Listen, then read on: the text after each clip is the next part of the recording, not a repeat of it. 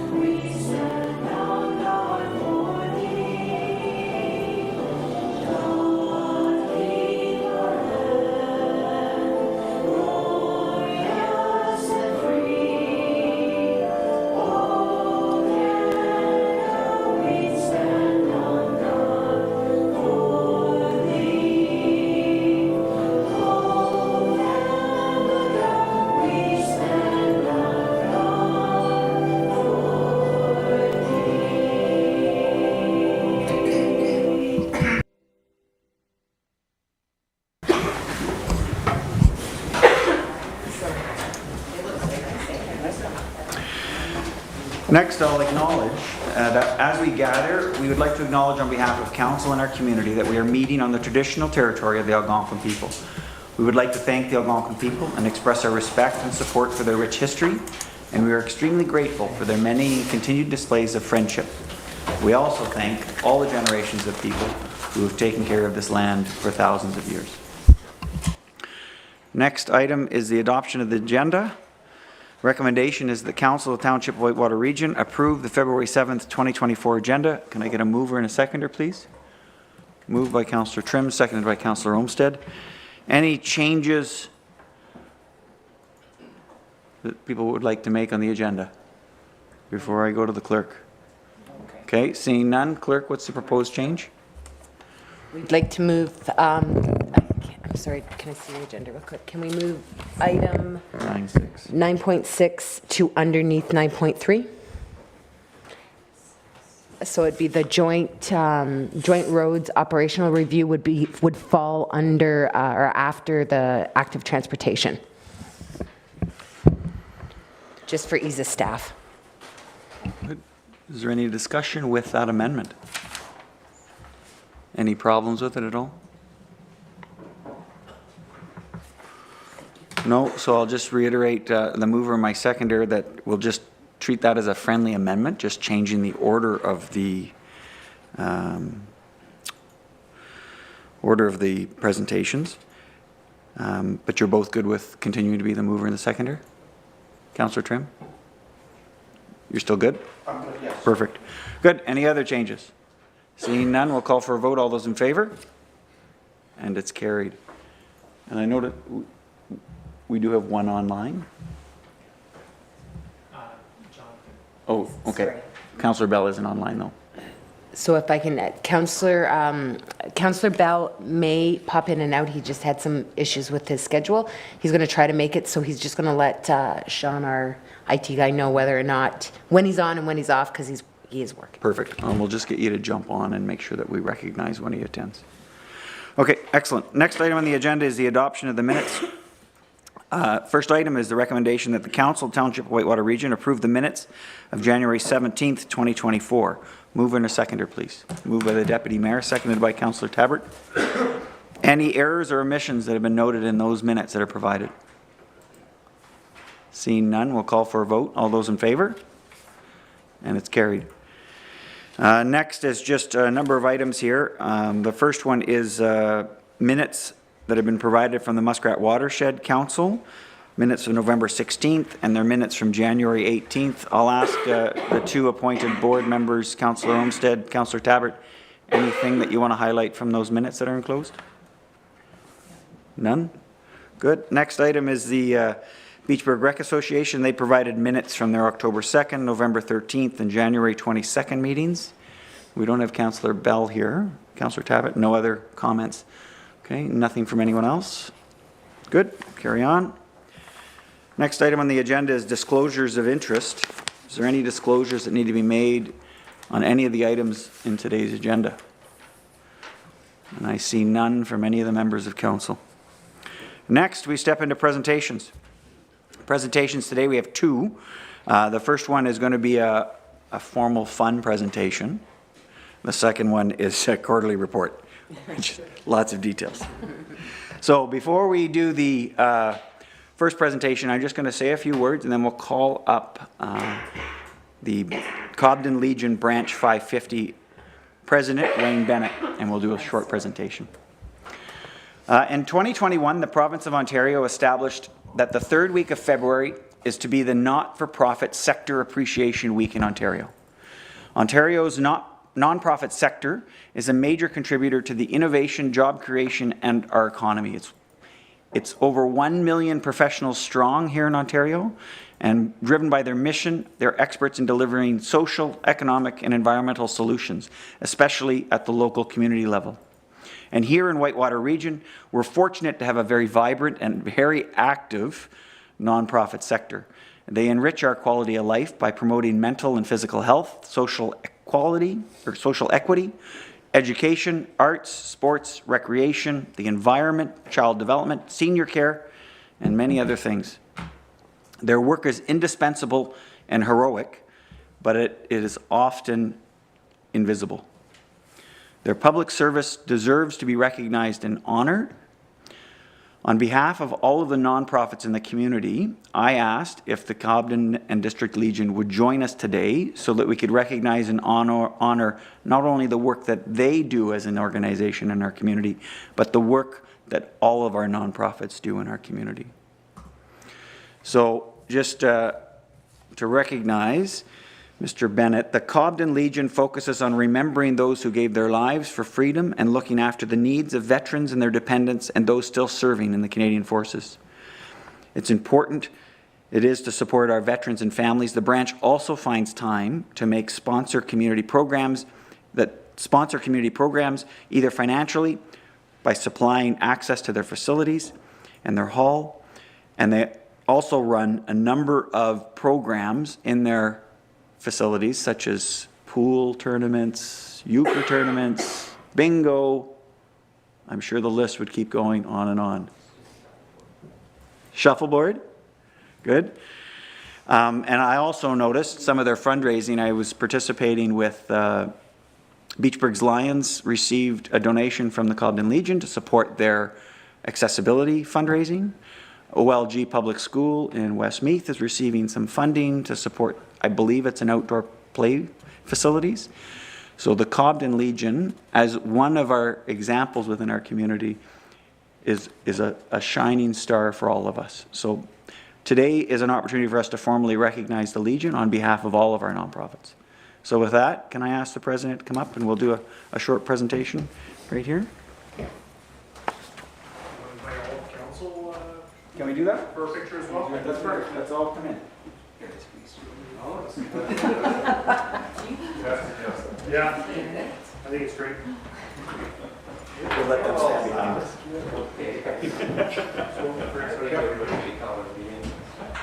Are you getting in there too? No, I'm fine. No. Good. You can move forward if you need to make some space. I'm okay. Okay, we're good? Can you see everybody?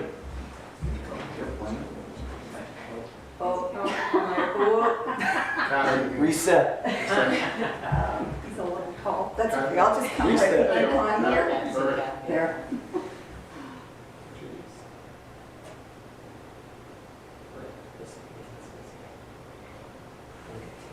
Thank you.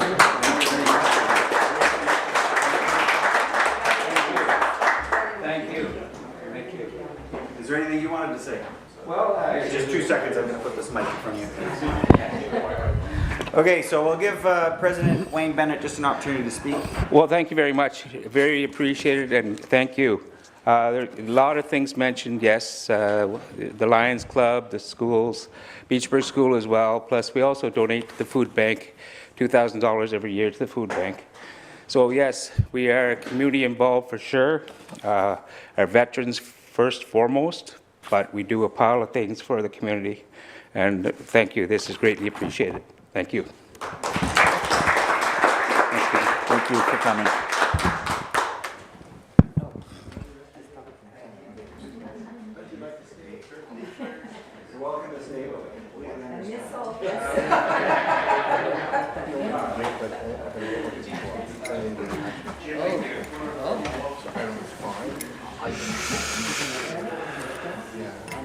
Excellent. Our next presentation, item 6.2, is the fourth quarter administration report. The recommendation is the Council of the Township of Whitewater Region receive the fourth quarter administration report. A mover and a seconder, please.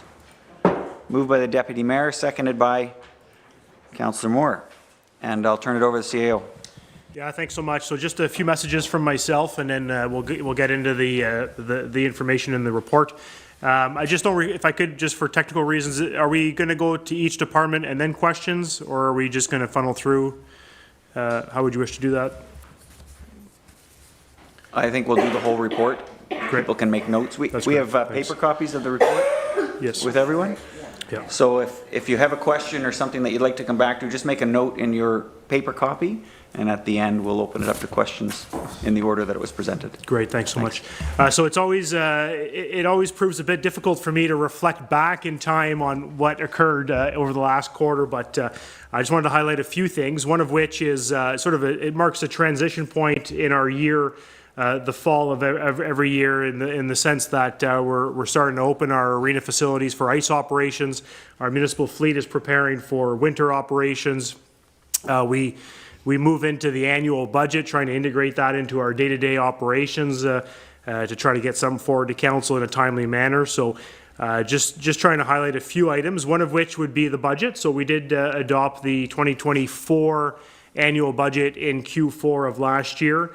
Just highlighting that our commitment to fiscal responsibility, that is, setting aside 4.2% of our levy increase for capital improvements, and then our operational efficiencies, recognizing that the increase in the levy was only 1% for operational, and that played a crucial role in shaping our budget. Secondly, we've been moving towards the advocacy on affordability of water and wastewater. So from the presentation from the residents, presentation from staff, and the number of motions and resolutions that occurred in Q4 of last year. We were through the county representative, the mayor, also successful in getting the county to adopt a resolution around affordability of water and wastewater at their last meeting, which is really, really exciting. So tonight, council agenda includes the adoption of a bylaw, which are the formal terms of reference for the Water and Wastewater Task Force, and in fact also the members of that task force. So very exciting as we progress through that. Thirdly, the fall season, as I've noted, is the commencement of the ice operation. So what we noticed in Q4 was a collaboration between our skilled staff and the enthusiastic volunteers. So whether that be the volunteers from all the minor hockey associations, the volunteers organizing the men's leagues, and also the volunteers contributing their time to the operations as well. So just wanted to highlight that we're all working together to achieve a common goal. And lastly, the fourth quarter also marked an opportunity for staff to reconnect through our all-day staff training. So we're looking to do that on an annual basis. But again, an opportunity for us to get together as staff to sort of continue to work on the organizational culture, and then to welcome our new employees and new colleagues. So lots happened in Q4, but again, I'm always focused on the future and where we go from here. So I'll start with community development in the absence of our CBO, Doug Schultz. I'll highlight a few things here. So 40 permits in Q4 representing $2.2 million of estimated value. He did summarize for 2023 what the permits look like. So a total of 211 permits. Now that would include both building permits and septic permits, and an estimated value of construction of $21 million. So that compares to 316 permits the year before, so 211 to 316, down about 100 permits. And the value from 2022 was $32 million, or over $21 million of 2023. So $32 million in 2022 and $21 million in 2023. That included a total of 25 new single detached dwellings. I think the trend has generally been around 25 pre-pandemic, so we're sort of back on that same train. I'll pass it over to our Planner Economic Development Officer for a few more highlights. Thanks.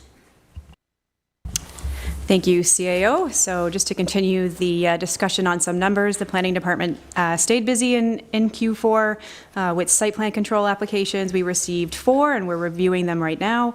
We also received 4 zoning bylaw amendment applications, which were also passed by council. And then, of course, we continue to make progress on the new comprehensive zoning bylaw with the final revisions, which were then presented in Q1 of this year. In terms of some other key activities, we onboarded our new community development coordinator, Rebecca Gill, and she's been busy refreshing our social media and communication templates that you might have seen on Facebook. We've also launched the community marketing project with our consultant Cinnamon Toast, and we know that you and some other folks in the community have participated in that, so thanks to everyone who filled out our survey. And we also made a significant update to our internal building permit tracking process to enhance efficiencies there. And then looking ahead, we still have quite a few applications in the pipeline for consents, minor variances, and zoning bylaw amendments, as well as those site plans. We now, with the budget in place for 2024, I'll just shout it out there that the community improvement plan grants are now available. We don't have any applications yet, so we'll be doing some marketing around that. There's $15,000 up for grabs this year. We're going to be continuing the development of the marketing strategy with Cinnamon Toast, and then hoping to work on wrapping up the former project that we also had with EcoView on the finalization of development standards. And actually, just one little note, the County of Renfrew was successful in being the host community for OMAFRA's Agriculture, Economic Development and Planning Forum, which is going to take place in October of this year, and our staff are helping set the agenda and deliver that. So look out for more news on that. Thanks, everybody. Thanks so much, Planner Benzie. I'll pass it over to you, Treasurer McGonigal, on the Finance and Administration. Thank you, CAO. So first off, we'll look at a little bit by the numbers. So you can see that there, at year-end, December 31st, there was $1.3 million of taxes outstanding, and $460,000 utilities outstanding. We had collected $76,678.23 in development charges for the year, so those are actual funds we have collected so far. As of note, the year-end is currently fully underway, so at this point in time, I haven't provided a budget variance, but I will provide it subsequent to the council meeting in the start of next week. Just because I'm going through year-end and finishing up reserve transfers and things like that to give you a more accurate number. So the key activities that happened in the quarter was the budget was completed and passed on December 20th. We had the remaining supplemental and omit assessments billings were processed near the end of the year, which is part of the contribution to that $1.3 million of receivable, just being billed at year end, and then they're not technically due until January. Our final billings for water went out, as well as our final grant reporting requirements have been completed. Looking forward, reports that will be coming forward is the council remuneration, our development charges revenue, and our reserve balances. Currently, we're investigating automatic uploads from third-party softwares into our financial softwares to look for efficiencies, and we're still in the process of implementing iCity Online. The 2024 interim tax bills have gone out. Most of you hopefully have received them already. They run out on Friday, and the due dates for them will be February 29th and April 30th. Thank you. Yeah, thanks, Treasurer. I would just add the year-end procedure also, we have a building services sort of annual summary that comes back to council on what were the expenditures, what was the revenue generated. So we have to do that mandated by the province as well. So that'll come as well. If I could pass it over to Jonathan, our fire chief. I believe he's online. To please go ahead. Thanks. Good afternoon. My apologies for not being able to be there in person. And there might be a bit of background noise, so bear with me. 2023 wrapped up very busy last quarter, kind of on par with the rest of the year. our calls were up approximately 50% to 160 versus 109 last year, in 2022, including 13 fires, 10 automatic aid calls, and 18 MVCs. That's throughout the whole year, I should clarify that. Work plan, strategic plan progress, the establishing regulating bylaw, which you would have seen in a previous council meeting, was wrapped up and presented. Level 1 and 2 firefighter training was completed. We're getting very close, hopefully next year, having all our firefighters meeting the minimum standard. Some of the big activities for us in the fourth quarter was a large barn fire, which although was quite destructive, went well from a fire department standpoint. We also promoted Captain Lauren Martin at Station 5, Lieutenant Darren Irvine, Station 5, Lieutenant Phil Leslie, Station 3, Lieutenant Nathan Jam, Station 1, and Acting Captain Mike Meadows, and Acting Lieutenant Nick Norton at Station 2, and Acting Lieutenant Shannon Spurl at Station 1. These are to fill vacancies that existed through retirement. And looking into 2024, the big project for us is going to be community risk assessment, and then just the continuation of our firefighter training and our annual recognition ceremony on February 24th. Thank you. Thanks so much, Fire Chief McLaren. And to the Office of the CAO, I'll pass it to the clerk. Miller, if you could just provide a quick brief summary, and then I'll add a few points. Thanks.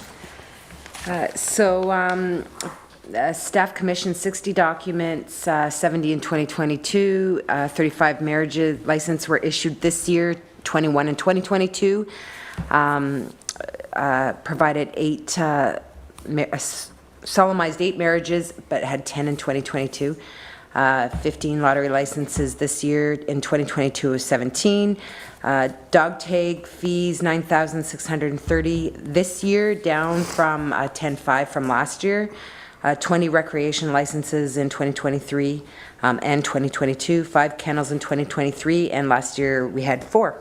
So I'll hand it over to the CAO. You can add his. Yeah, thanks so much. So Council did receive and adopt the Joint Community Safety and Wellbeing Plan. That was for the Upper Ottawa Valley OPP detachment area. We're also part of the Renfrew area OPP detachment, and the Community Safety and Wellbeing Plan will be coming forward in short order. So we continue to advance sort of that area of the business. We submitted the delegations to the 2024 Roma Annual Conference. We conducted the 2023 Municipal Road and Facility Tour with members of council, although it was cut short just due to time. So we are anticipating maybe to do another one this spring to finalize that tour. And I'll pass it over to Community Services, our new manager, Stephanie Plebin. Thanks so much. Hi, everybody. So by the numbers, you can see the rental prime time utilization rates for the arenas, and then staff working towards the public skating in each of the centers. There's ongoing staff training in our work plan and reviewing of standard operating procedures, which is continuing right now, as well as routine staff training and hiring of the seasonal operators, and attendance for the season was completed. The other key activities, I would say, were the holiday lighting, which was installed, and then the beginning work on the dehumidifier tender, which is being planned right now.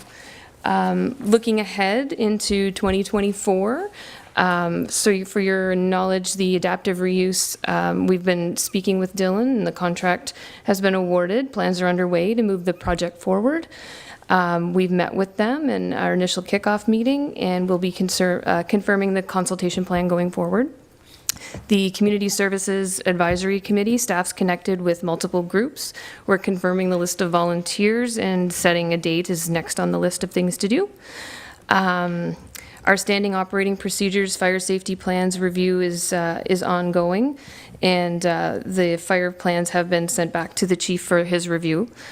The spring intake, I did want to highlight for the community recreation grant is currently open until March 1st, and applications are being received. We do have some to date, and you'll notice it's up on the website, and It's meant for non-for-profit organizations with events operating in Whitewater region. There are other guidelines as well, but I'll ask you to share that out if there's anything going forward.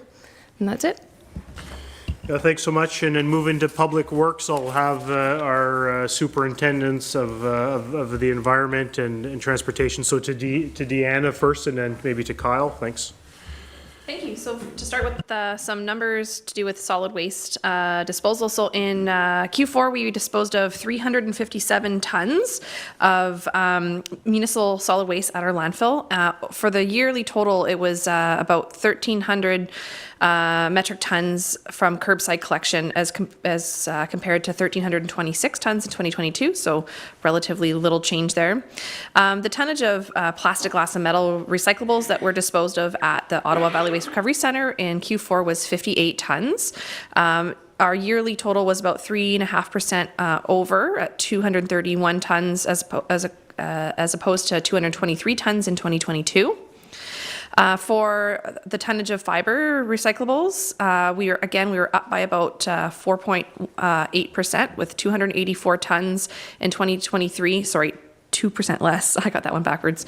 284 tons in 2023 versus 290 tons in 2022. The landfill had some big movement this year.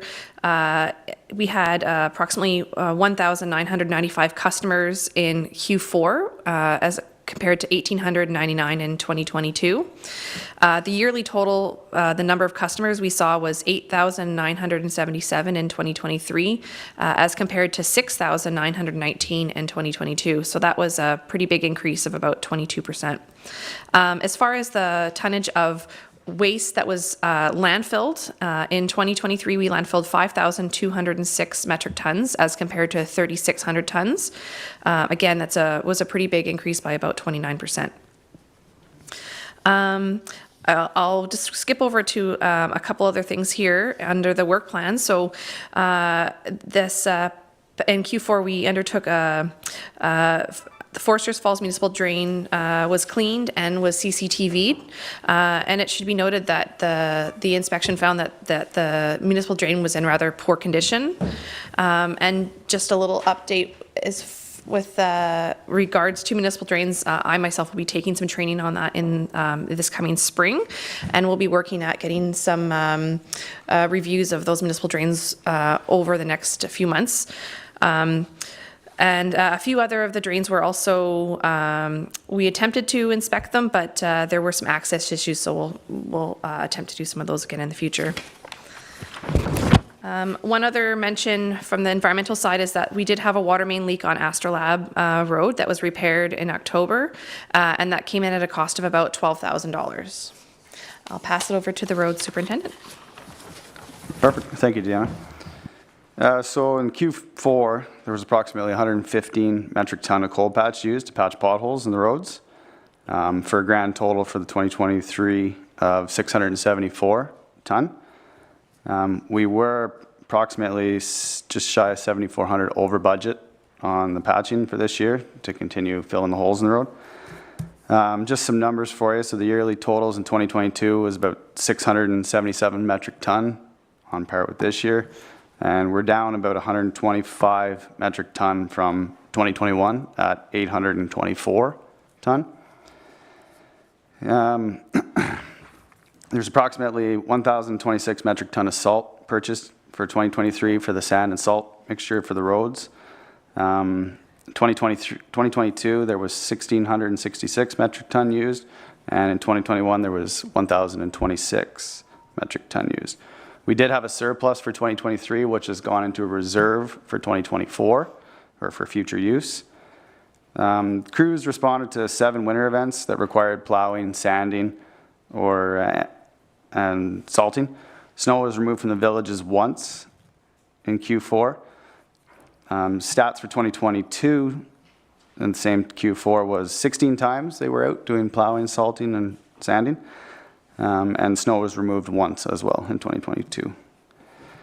A few key activities is we managed to hire 3 new employees. We picked up Braden Mayotte and Grayson Spence, as well as Scott Powell, who came in Q1 of this year. 6 of the staff members attended a winter maintenance course, refresher that Whitewater hosted, and we included Horton Township and Admaston Township. And that's it for me. Thank you. Yes, and sorry, and just to, for Q1 and Q2, the department's looking at a few new bylaws, which consist of the creation of a transportation bylaw, a new water and wastewater bylaw, and a new creation of a waste management bylaw. Thank you. Thanks so much, team. I'll pass it over to maybe to the clerk for council business.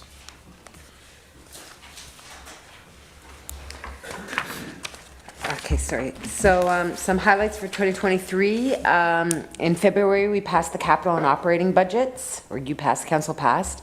We updated the emergency response plan and the MECG terms of reference, revised the animal control bylaw, and have an agreement with the town of Renfrew for their pound facilities.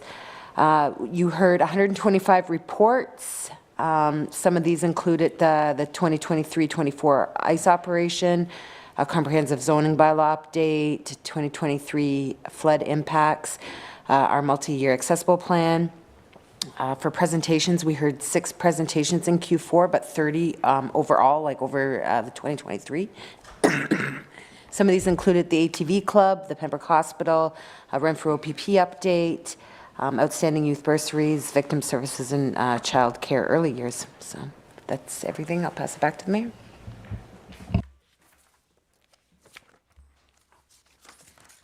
Excellent. Thank you, staff. So we'll go back to the start of the report, and I'll just go by section. We'll see if there's any questions or comments from members of council. So on community development, any questions or comments? Councillor Trim.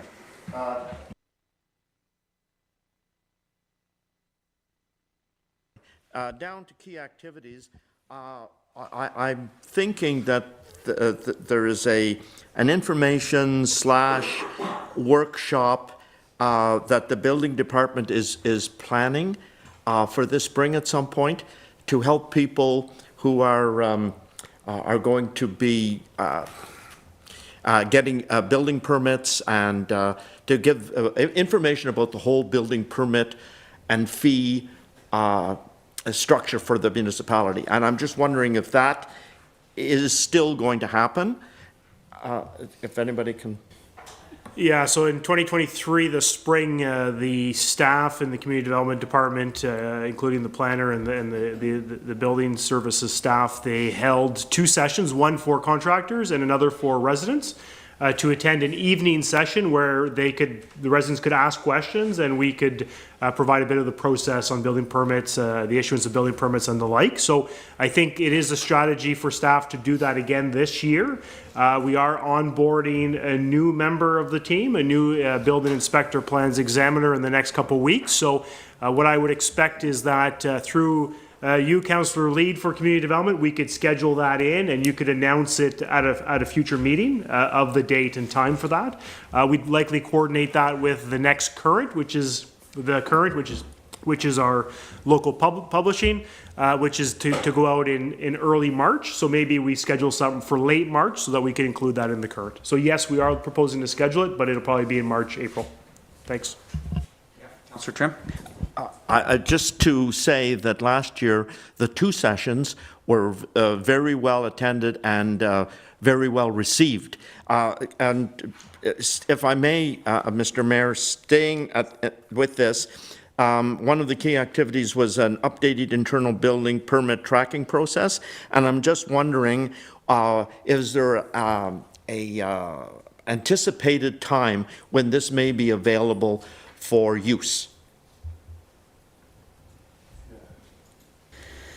So we're actually already implementing this approach. We're using Microsoft Teams, which has a suite of project management tools. So we've been using it in the planning department for about a year now. Thank you, County of Renfrew, for teaching me that process. And so we've basically applied the same type of approach with our building department, just to allow everything to be digital. So we're already implementing it now.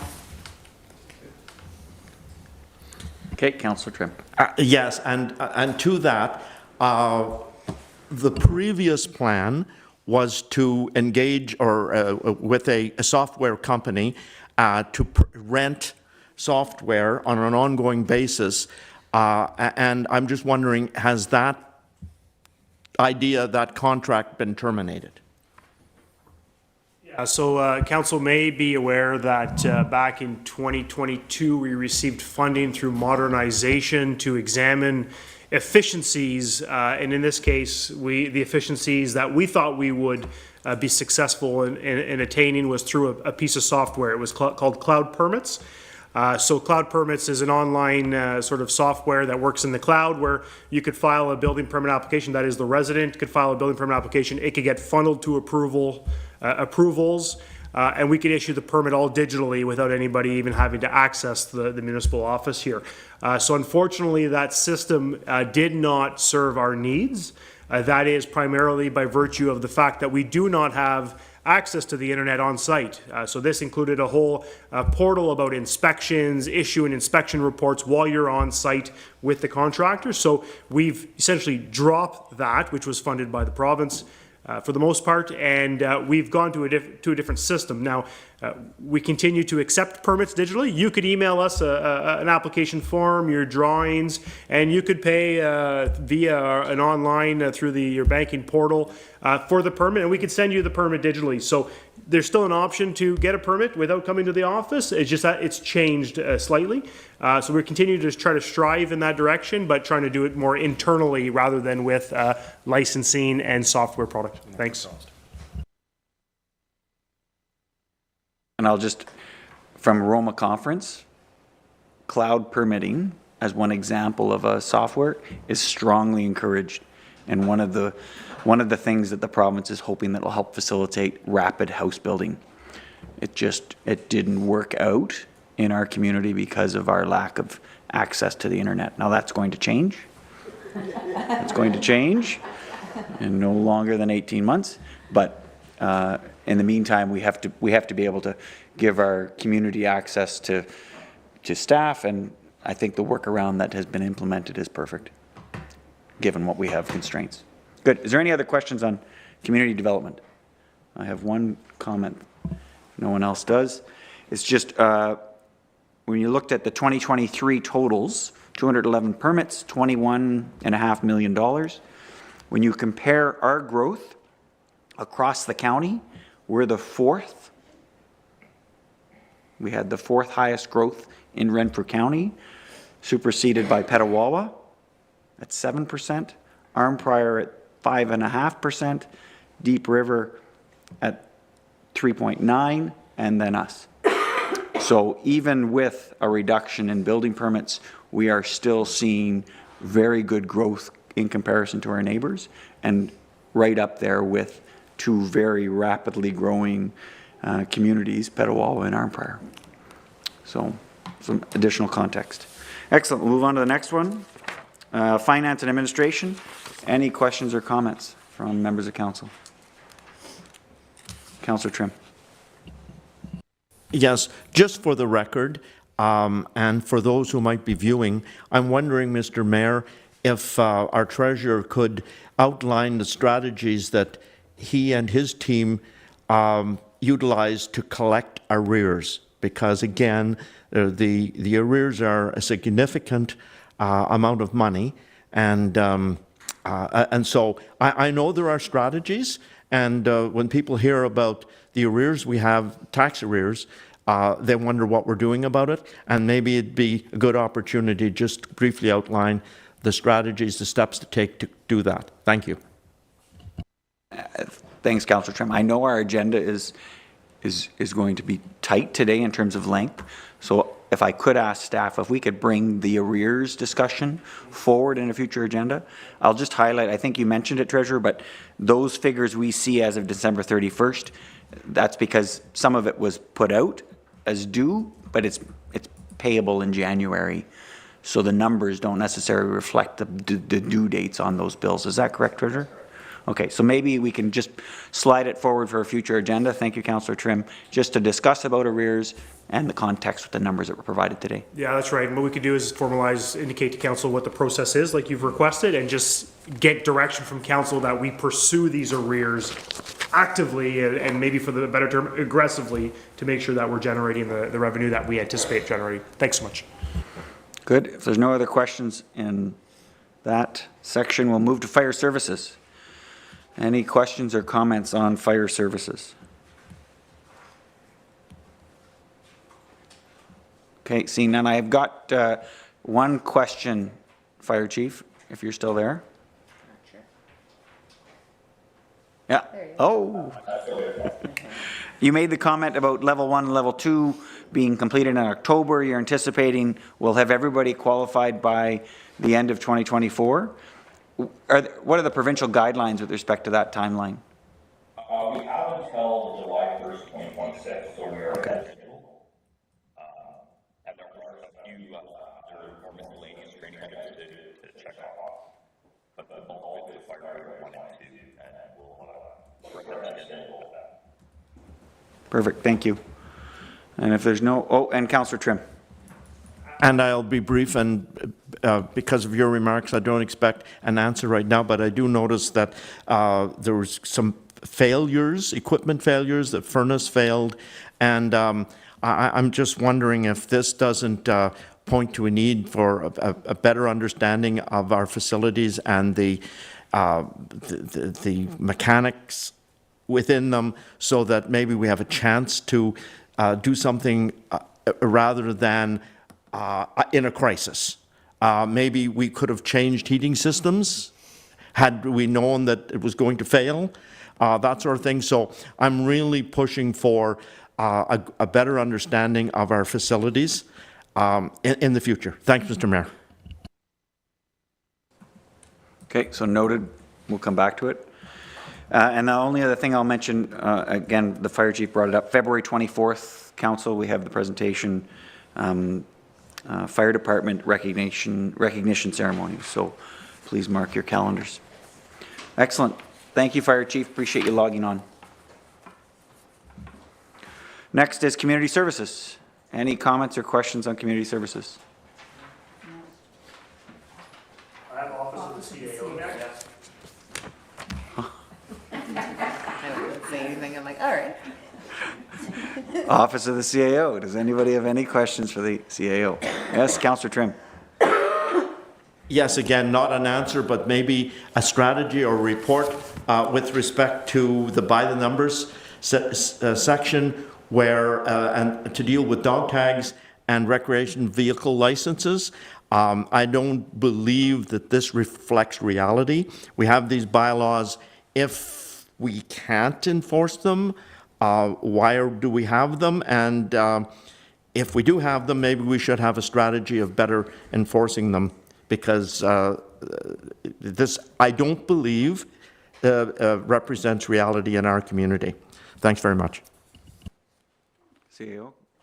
Yeah, so I think just on the recreational licenses, we are proposing to make some changes to the rec vehicle licensing bylaw. That bylaw was adopted by council, I believe, in 2019. It was the year that I started. I kind of worked through that. But we've seen some challenges with that bylaw and some sort of loopholes, for the lack of a better term. So we are looking to come this spring with some edits to that to try to better reflect and you know, provide a greater, truer picture of what exists out there. As it pertains to the kennel license, I think the bylaw that this council adopted this spring or this summer, it seems to be suiting for the time being. I think that we've captured, at least for the kennels that I'm aware of, we've captured all of them within licenses, and those licenses are being renewed on an annual basis. But if council is aware of any kennels that that may exist, certainly you're welcome to communicate that to myself or to the clerk. Thanks. Sir Trim. Yes, I may have misspoke. I meant dog licenses, not kennel licenses. Sorry. Yeah, so to the dog tags, there is a reflection of a lessened amount being collected. So that's sort of a trend that we're seeing year over year since maybe 2020 or 2021. Certainly that we have a strategy around ensuring that we're trying to collect as much of that, those dog tags and issuing those dog tags appropriately for the number of dogs that are in our community. So we do have a strategy around that to try to bring that on the upper trend where it should be. Thanks. Any other comments? Good. Now we will move to community services. Is there any questions or comments on community services? Councillor Trim. Just a question. Seasonal holiday lighting. Very nice to see the Christmas lights on the main street of Cobden and Beachburg, and I'm just wondering if there's any plans in the future for the other settlement communities. Isn't that funny? I just had questions about that downstairs at the seniors' lunch. Yes, please, staff. Yes. So during the streetlight upgrade that was down in Westmeath and Beachburg, we actually installed, and also in Cobden, we actually installed new plugins for future lighting, and staff have looked into the cost of purchasing new ones that are very similar to the municipality, and I think if we can fit it within our operating budget, that we can slowly add it to our Westmeath and the POS, for example. And Foresters Falls. And Forester Falls, thank you. Yeah. Yes. So there was a point that we're looking forward, we do have to have an implementation plan. There is a number of people who are very interested in it, and a welcomed initiative. I mean, it is beautiful, and therefore people would like to share that beauty. Good. Any other questions, community services? I'll just make a request to include seniors' information in 2024 reports under community services.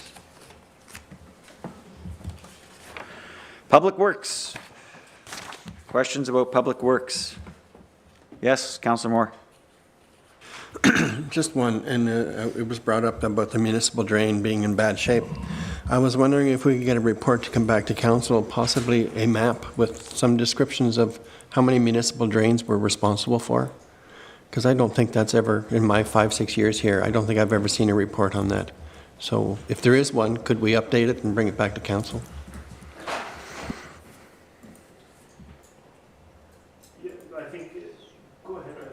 Yeah, I think so. Yeah, so I believe in 2019, 2020, all the municipal drains that were reviewed and I think it brought to council, I believe back that term of council, but we can definitely bring forward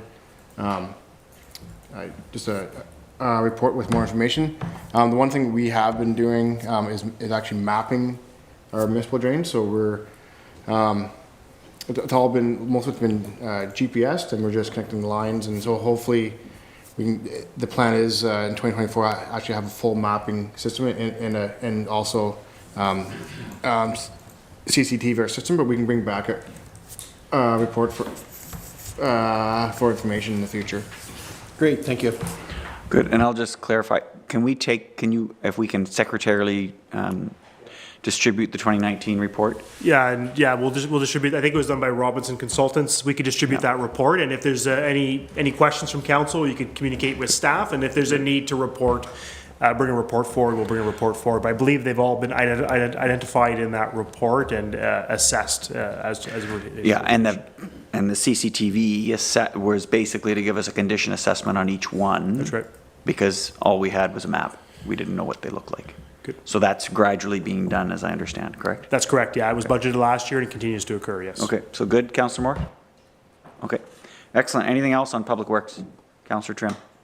Yes, there's been quite an increase in the amount of that's been deposited in the landfill site, and I'm just wondering, is that a reflection of growth? Like we have more people producing garbage, or is it a reflection of demolition? I'm just wondering what's causing this pretty significant increase in the disposal rates.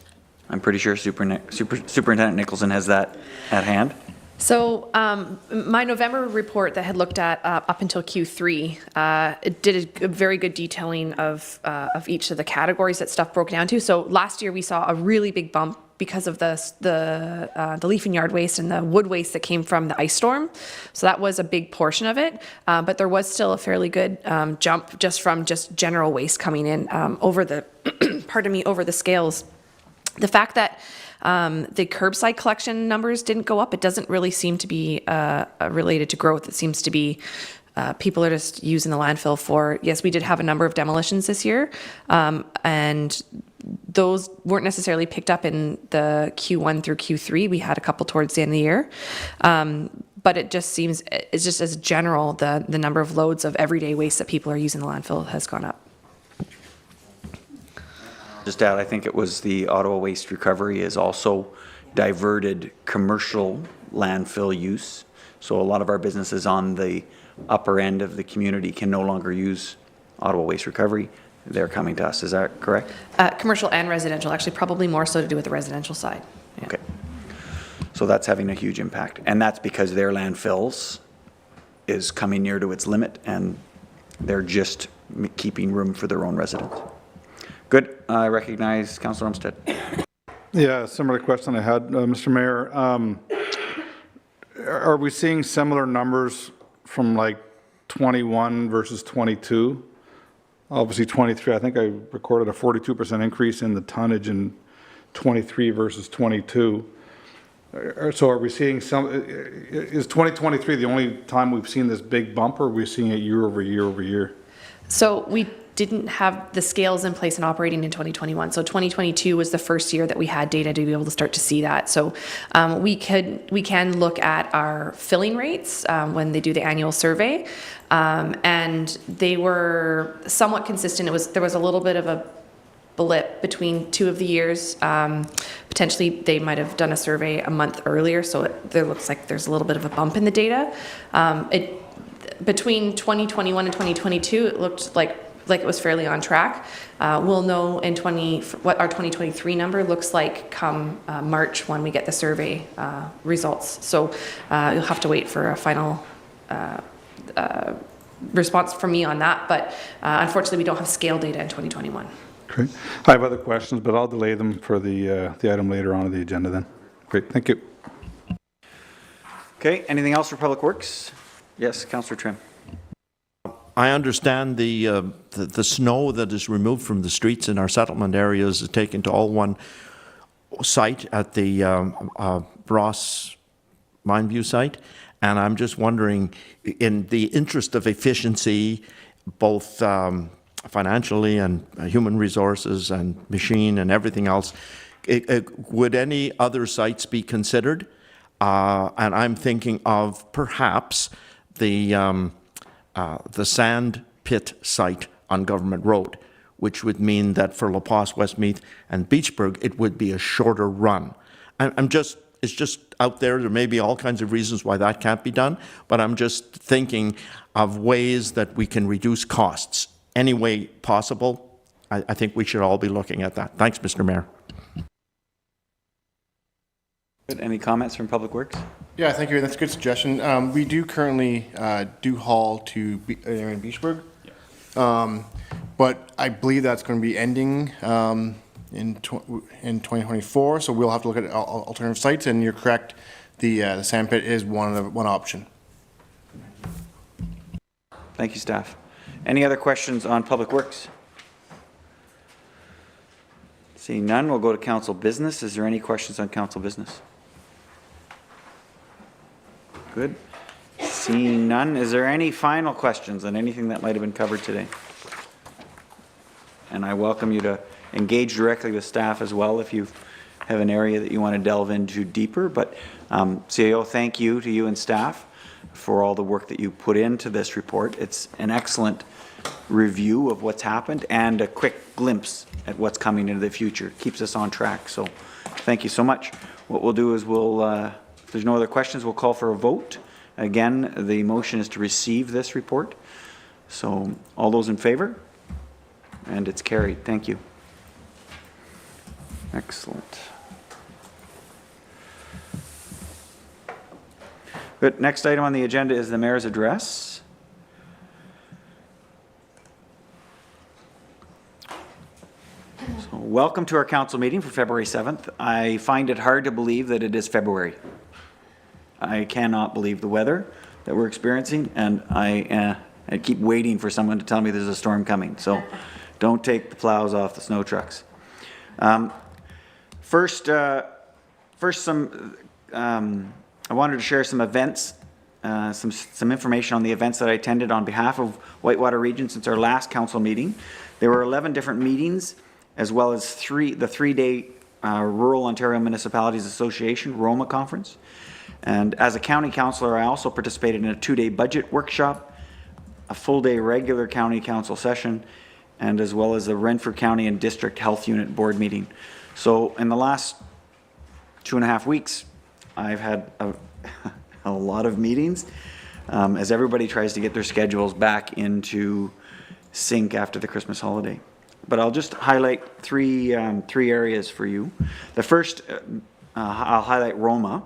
We had 5 members of council participate and take in numerous presentations and panels, including topics like water and wastewater initiatives for rural development, affordable housing proposals for small communities, rural economic development planning, and many, many others. And I know that council members are probably, want to corner staff and share some great new ideas that they've heard of.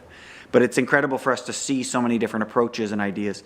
We were also very welcomed by the Minister for Seniors and Accessibility, where we had the opportunity to thank them for the recent grant of $25,000 that helped fund our seniors pilot through the last 6 months. And their continued efforts to reopen the Seniors Active Living Centre annualized funding grant. So we have applied for that grant and are just waiting to hear the ministry announce which communities will receive this incredible grant. So an excellent opportunity for us to touch base. Second, I'll just highlight some of the county budget workshop. The media release will be made available for you. I think the clerk will either include it in the next agenda or distribute it to you directly. But in short, the county is investing in $2 million in a multi-department, multi-pronged approach to address the growing crisis in terms of housing, homelessness, mental health, and addictions in the community.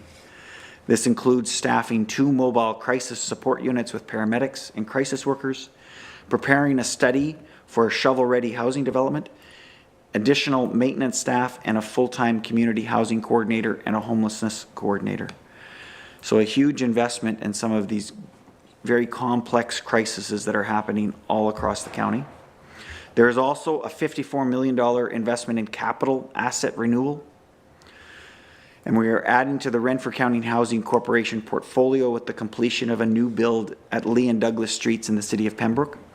So 8 units featuring 12 bedrooms, as well as a new duplex on Cecil Street. So that hasn't occurred in 30 years, adding houses to the portfolio. So there is some significant investment happening at the county level. Lastly, at the county council meeting last week, I was able to present our motion from early December regarding the unaffordability of rural water and wastewater systems. In it, we sought county council's support to advocate with the province and federal governments, with AMO, ROMA, and FCM. We received unanimous support from all the members. In fact, one of the members requested a recorded vote. So it was unanimous across every member of county council to support our resolution, distribute the resolution across the province and with all levels of government. So it is on the radar. Internally, our next step is our joint delegation with the Ministry of Infrastructure's parliamentary assistant at the end of February, where Madawaska Valley, Renfrew, and Whitewater Region will present our situations and seek their support. So we'll continue to progress. Lastly, I just want to recognize Black History Month is February in honor of the legacy of Black people in Canada and their communities. And with that, time to carry on with the rest of the meeting. Thank you. Good. Next item on the agenda, number 8, is public comments. Clerk, did we have anybody registered to speak today? No, but we did receive something in writing. Perfect. And the Input in writing was shared with all members of council? Excellent. Okay, good, thank you. And next we'll go into reports. The first report is bylaw enforcement compliance and complaint presentation from Mr. Jim McBain. The recommendation before us is that the Council of Township of Whitewater Region receive the report from bylaw enforcement. A mover and a seconder, please. Moved by Councillor Tabbert, seconded by Councillor Moore. And we'll hand it over to the clerk. Can we get him a microphone? You come up here, you want to have a seat right here, there's a mic there. Thank you. Or have a seat now, or? Yeah, just right here.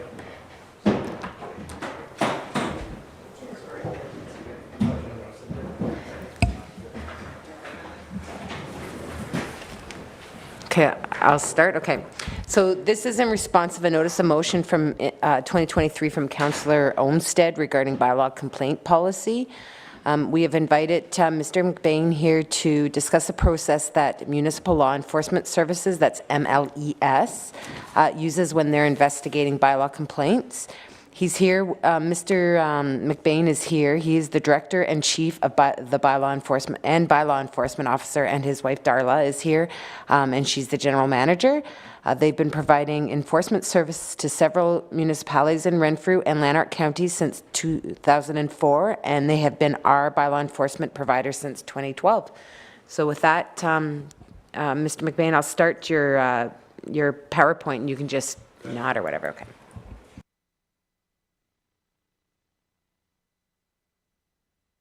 Reading off your laptops anyway, right? We don't have the presentation, so we'll get it up on the screen here. Oh, I'm sorry, it's not on the laptops? They don't have it on their, the presentation wasn't circulated to members of council. We're going to get it up on the screen here in a second. If I add while we transition, is I started in Renfrew in 2013 as a planner then. Jim was the bylaw enforcement services for the town of Renfrew. So Jim and I know each other for the last 10 years in enforcing mostly planning related bylaws in different communities. So long history with Mr. McBain as well. So go ahead if you will, Mr. McBain. Yeah. Well, thank you. It's a pleasure to be back here. I think Darla and I were here in May dealing with the animal control bylaw and the kennel issue, and so it's been a while, and I appreciate the opportunity to meet with you today and kind of deal with a specific item. So this presentation is dealing with complaint process and what is the investigation process. I'm going to just cover off a couple of other topics. Our management team does consist of myself, Darla McBain, my wife, and also our daughter, Allison, who unfortunately is not able to be with us today, but we had hoped for her to show up. That slide up on the board there now is basically our organizational chart. I'm not going to spend much time on that because that's not the focus, but certainly is provided for your information. And if you want to see how MLS works, not that it's perfect, there it is for you. Next slide, Kymer. So what is a bylaw? A bylaw is an act of legislation created by a council of municipality to address matters that will affect the public, private property, and the community in general. Bylaws create the basic rules and regulations for the personal conduct of residents and property use and maintenance within a municipality.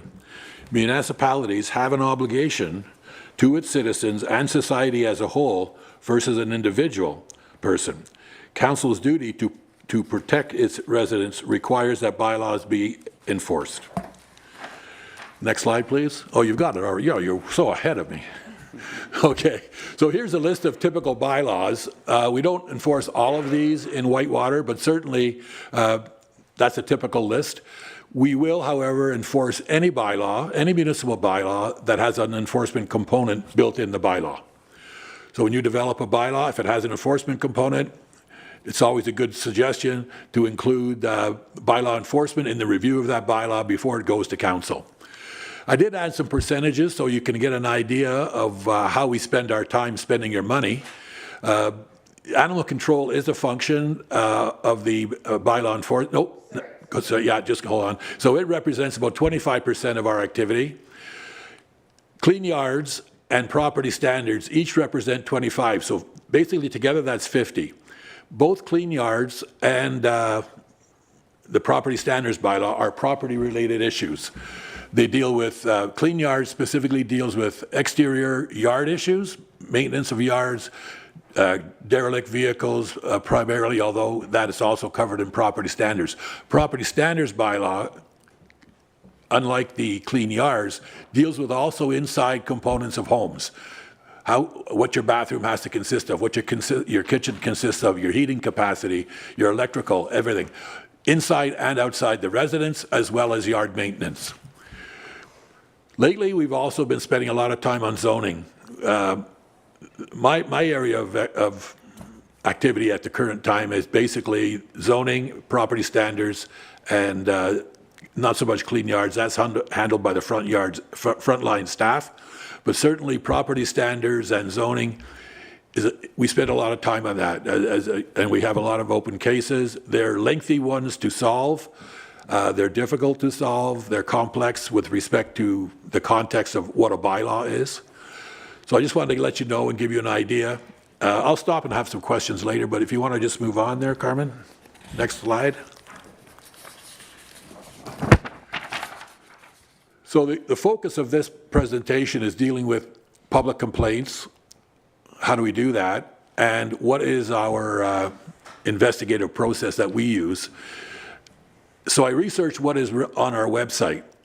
And on our website, under services, it indicates that that's a direct quote, copy right off the website.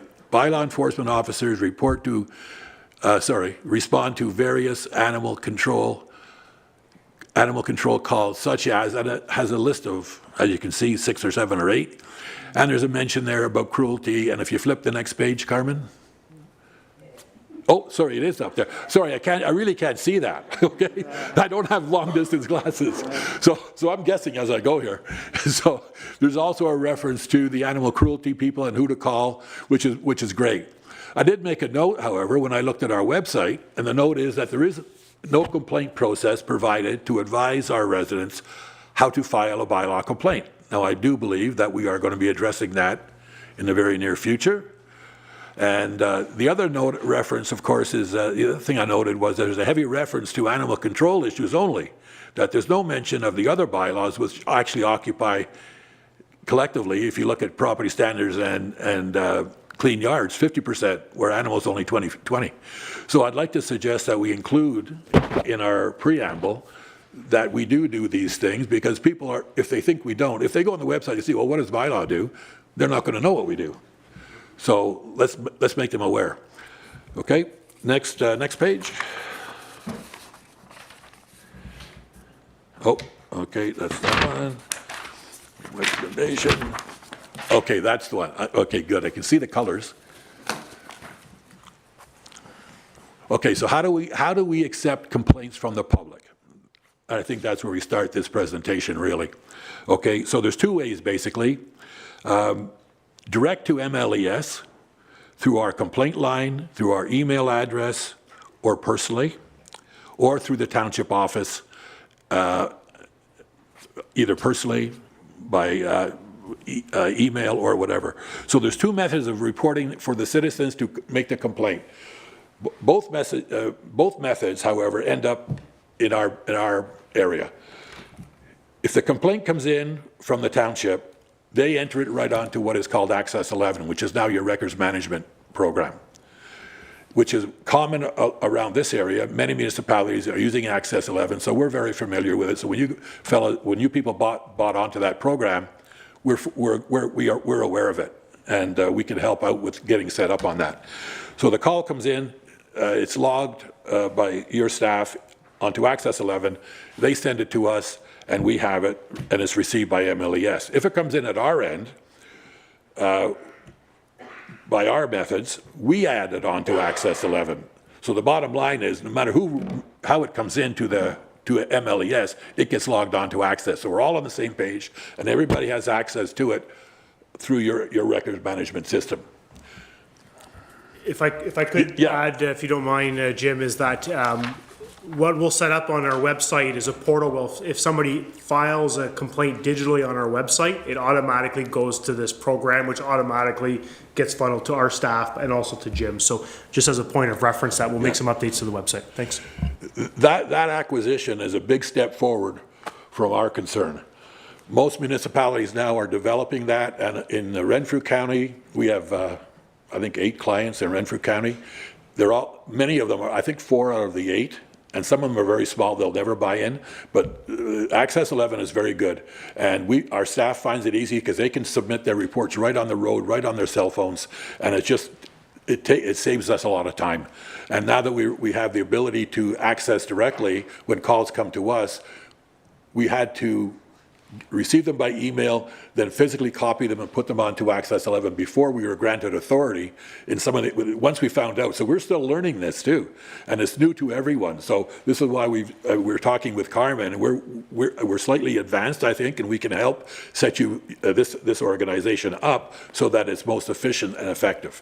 So that's a great thing to have, and we're very pleased that most of our clients in this area are on that program. So maybe I'll stop there just for a moment. Any questions on what we talked about or what I've said so far? Through you, Mr. Mayor, what neighborhood patrols do you do in our municipality? Okay, so the service that's provided to Whitewater Region is a reactive service. Okay, we respond to calls for assistance as they come in through the various sources. Okay. We don't do much, if any, proactive. You are what we call, you get full service, which means you have access to full bylaw 24 hours a day, 7 days a week, but there is no proactive patrol, okay? If that was required, we would provide it. If it was desired, we would provide it. We can provide you with whatever service you want, any level of service. And that's what you'll see across the board with our many clients, is a lot of the municipalities have different levels of service. And we're going to get to a slide which will show you that most of the clients in Renfrew County are full service, part-time. And when I developed this business model back in 2005, it was meant to be a cooperative. It was meant for communities such as Whitewater and McNabb Braeside and all the smaller ones that couldn't afford to have a bylaw enforcement agency by themselves. So we put the program together. It was widely received, mostly in Western Ontario at the time, and I, through AMO, spread that word down there, and it's very popular down there, and it's becoming more popular here. But there is nobody in this area, meaning Eastern Ontario, that provides that other than us, mostly because most of them are clients of ours. We have 15. So it just keeps going. So I think does that answer your question? Yes, it was just that on there you had said that you did neighborhood patrols. That's why I was wondering why you'd be doing that. Now, that's not to say that we don't take a drive, because it's a very nice country up here. and of course, when they're driving to a complaint, they're looking for other stuff that is bylaw issue. Okay, one more question. On the blue form that you had up there, when a complaint is issued and it goes to you, is the township made aware of each and every complaint, so our departments are aware of the complaints, or is that up to them to go somewhere and find out? What happens is when you enter it onto, Carmen, please correct me if I'm wrong, I am not the expert, okay, one of my staff people is, but what I understand happens is it gets entered onto Access 11, and Access 11 identifies who this should go to, correct? Okay, so really when it comes to bylaw, it's a law enforcement matter. It shouldn't go to anyone other than the administrator, our supervisor, and bylaw. If we want to share it with somebody else later, then we can add their name to the recipient list. How does that sound? Yeah, so when you log it through Access E11, Carmen will receive an email that something's been logged in, and she can go review it as well, and staff have access to the program. Yeah. Any other questions? No? Okay. So now we're getting into how do we investigate bylaw enforcement complaints? Now, yeah, thank you. So this first portion is dealing with other bylaws other than clean yards and property standards, all right? So we're talking animal control, noise, waste management, any bylaw, parking if you had it, whatever. It applies to every bylaw other than property standards, and I'll explain to you why. Property standards were governed by certain aspects of the Building Code Act, and there's legislation telling us how we have to investigate. Okay, so this is the process that we use for all other bylaws other than property standards. So once a complaint is confirmed as being a bylaw-related issue by the call taker, which in our case is Darla or Allison, the complaint is dispatched to a patrol officer for investigation. The assigned officer will make contact with the alleged violator and make the person aware of the allegation. The alleged offense will be determined to be either substantiated or confirmed, unfounded, or requiring further investigation to determine its status. If a violation exists, the officer will gather evidence, speak with witnesses, obtain written statements, and take photos illustrating the violation. An initial report detailing the officer's findings, photos, and observations, if any, will be submitted to a supervisor for review. That's either Allison, Darla, or myself. The supervisor will review the officer's report and, in consultation with the officer, determine the appropriate action based on the nature and seriousness of the violation, whether or not there's any previous history, the presence of any aggravating or mitigating circumstances, and also the attitude of the subject. So a question, what is considered to be appropriate action? Well, in the first instance, number one, education. Was the offender aware of the bylaw? So we educate, and we provide them with copies, either specific sections of the bylaw or the whole bylaw. A lot of people are on internet, and we request our officers now, when you engage with a subject for the first time, name, address, date of birth, telephone number, and email address. It's so much more convenient, and we get them to agree to accept all documentation over email. So we can get away from the registered letters at $24 a letter if we have to. Okay, we put it right in the report, agree to accept service by email address. So educate, number one. Two, if the matter is not a serious matter, the subject has shown remorse, has learned a lesson, is being cooperative. If it's a first offense, a warning. We only charge as the last resort, and I'm going to get into that later. We don't lay many charges anywhere, and the reason for that is using the POA system, Provincial Offences Act court system, that we traditionally have used in the past, is not the most cost-effective and efficient way of doing business. As a result, within my organization, I'm changing our focus on how we enforce bylaws, and I'll get into more detail later. I don't want to get off topic on that. Okay, next slide, please.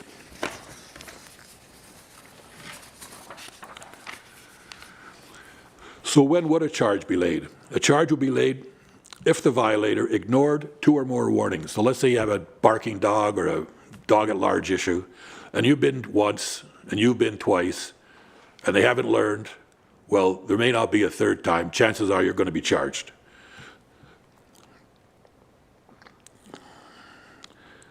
Charges without warning. This occurs mostly in animal control related cases involving dog attacks and serious bites. I think it's important for council to know that our goal with respect to bylaw enforcement is to achieve voluntary compliance. Every officer realizes that the object of our exercise is to solve the problem through voluntary control. We only prosecute or take further corrective action when we have resistance, a refusal to comply, and the violation continues. How do we do that? How do we achieve voluntary compliance? The officers will monitor the progress of the agreed upon action plan and follow up with the resident on a regular basis. Sometimes it takes longer than we would like it to, but as long as the subject is making an effort, an honest effort, and moving forward in a positive way towards compliance, then we'll continue to work with that resident. We'd rather spend the extra time dealing with the resident to achieve voluntary compliance than cut it off short and prosecute. Although we make every effort to work with people, unfortunately, it doesn't always work out the way we'd like it to. If it becomes apparent that the subject will not or cannot comply with the required reparative action or timelines, the officer will recommend the file be referred to a supervisor for other further investigation or possible corrective action or prosecution. Basically, that's myself. There are a couple of three factors that I've identified in my history or career that affect voluntary compliance. Financial is a big one. There's not a lot of money out there, and people don't have money. And when we issue an order for them to cut a tree or tow away 10 derelict vehicles or put the soffit on the face on their roof, where are they going to get the money? So we work with them. That's why it's important that we have that understanding with respect to what we are doing here and what is our objective. So we will work with them. We'll make suggestions. We have a list of contractors. We will suggest they contact some of these people.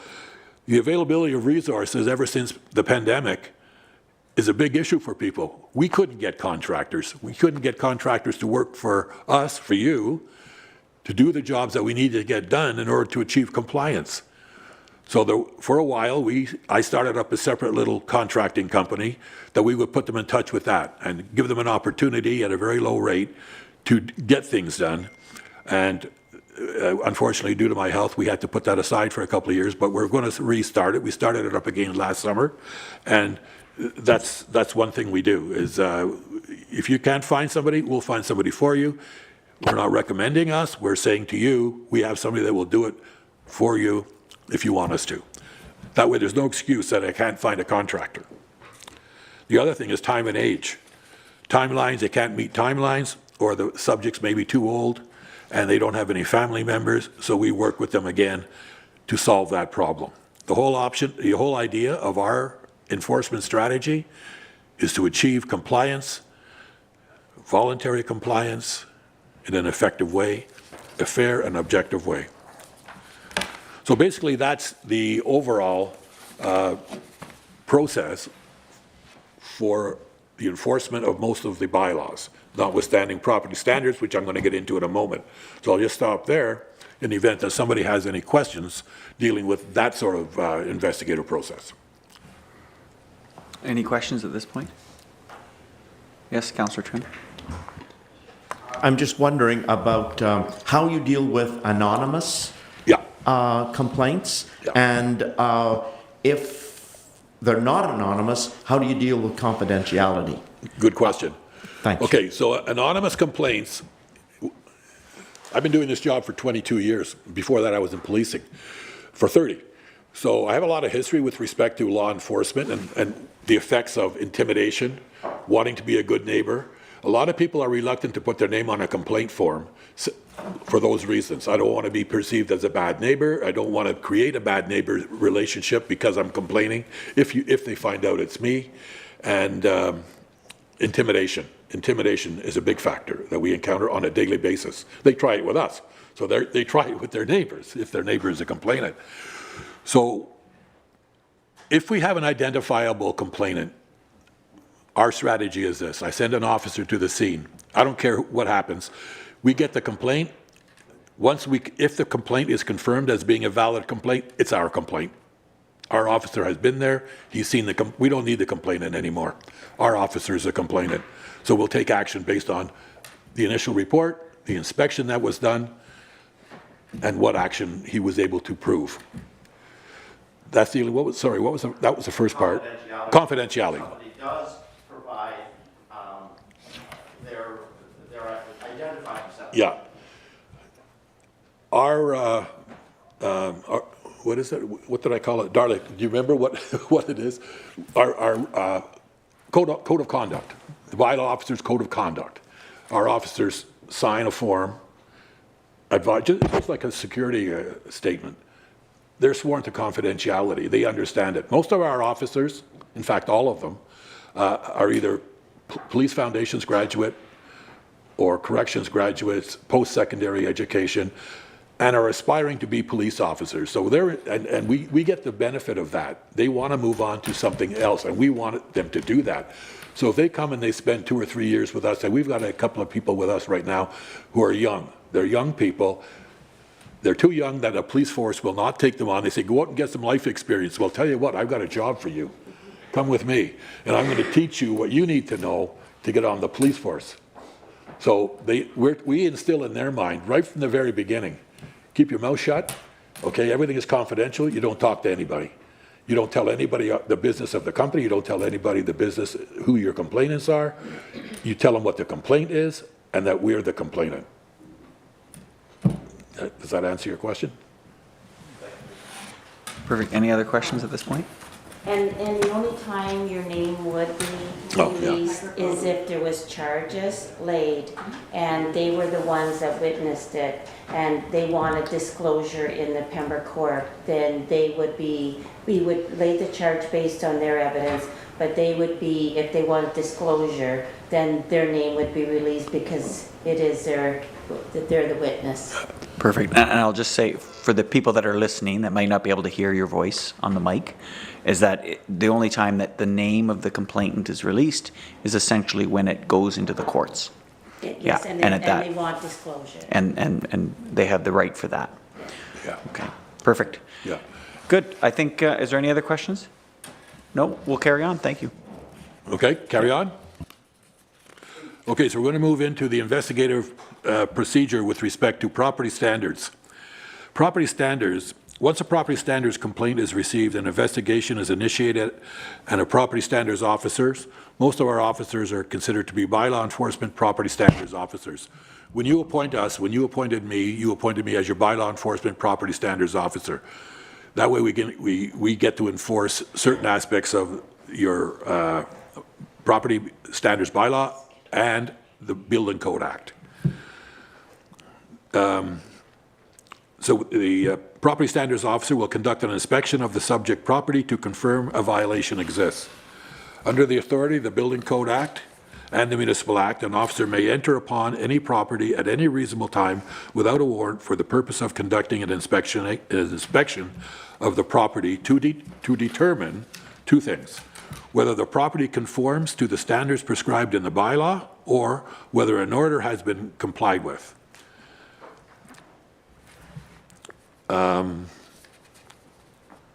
I just wanted to say, I just wanted to make you aware of a difference. We have that authority to enter upon a property without warrant because we are conducting an inspection. We are not seizing property as we would be under a warrant. When you have a warrant, we may sometimes need a warrant, and if we needed a warrant, that is for the seizure of documents or items, in which case we would get a search warrant, conduct a search warrant, seize whatever we were looking for, and then take it before a justice for confirmation. So I have yet to obtain a search warrant for property standards. We were fortunate so far, 22 years, I think we have a history, that we haven't had to obtain a search warrant. So we use the authority that is provided to us in the Building Code Act as well as it's provided in the Municipal Act. The investigating officer, if he's satisfied that a violation exists under the property standards bylaw, he will request an order be drafted. That's usually done by myself or Allison, outlining the deficiencies, outlining the name and address of the property owner, the roll number, describing the deficiencies, the location of the deficiencies. In fact, Carmen, did we give them copies of a standard order? Perfect. So I think you all have one of those? Okay, so that's a standard order. It's an actual order that's been redacted, so there's no personal information on it. But that is a typical order. So you see the format of it. And in a lot of cases, you can cut and paste, but every case is different. So you've really got to be cautious about the wording of it. You've got to review it. You can't simply use page one as the one for every one. It's got to be different. And then, of course, Schedule A of the order is specific to the location, and you can see what's required there. It identifies the. Just give me a second while I pull mine up here.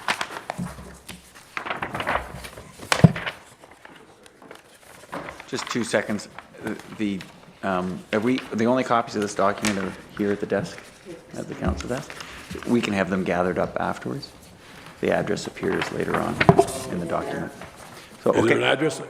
Good. We'll just keep it as a controlled document. Council will just not refer to the address in the document. Perfect.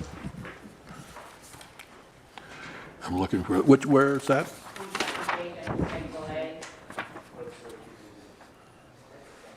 Okay, sorry about that. So you can see it identifies the bylaw number, the reference to the bylaw, the location of the nonconformity, the description of the nonconformity, and the corrective action that is required. So once an order such as this has been served on the property owner or any other person that has an interest in the property, then the subject of the order has 14 days to appeal the order. If the order is not appealed, then it's deemed to be confirmed and we can act on it. If the person does submit an application for appeal, then that person has the right to appear before the Property Standards Committee of Council, which I think is your planning committee. Yeah. All right, we're that committee can only do two things with respect to the order. In fact, they assume the position of a property standards officer. You can do two things. One, you can confirm the order as being valid, or you can modify or rescind the order, or you can extend the time for complying with the order. Those are the things that the committee is permitted to do by legislation.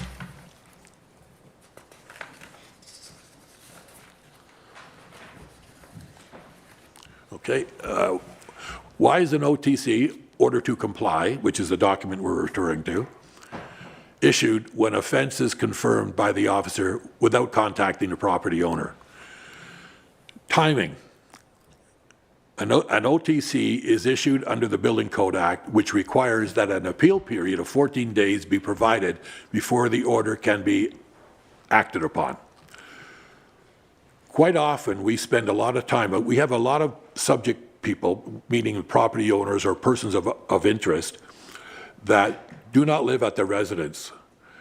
So we have to track them down. Their mailing address on the support documentation, which is either MPAC or even your in-house tax account, is not accurate. People, it's just, so we have to start hunting.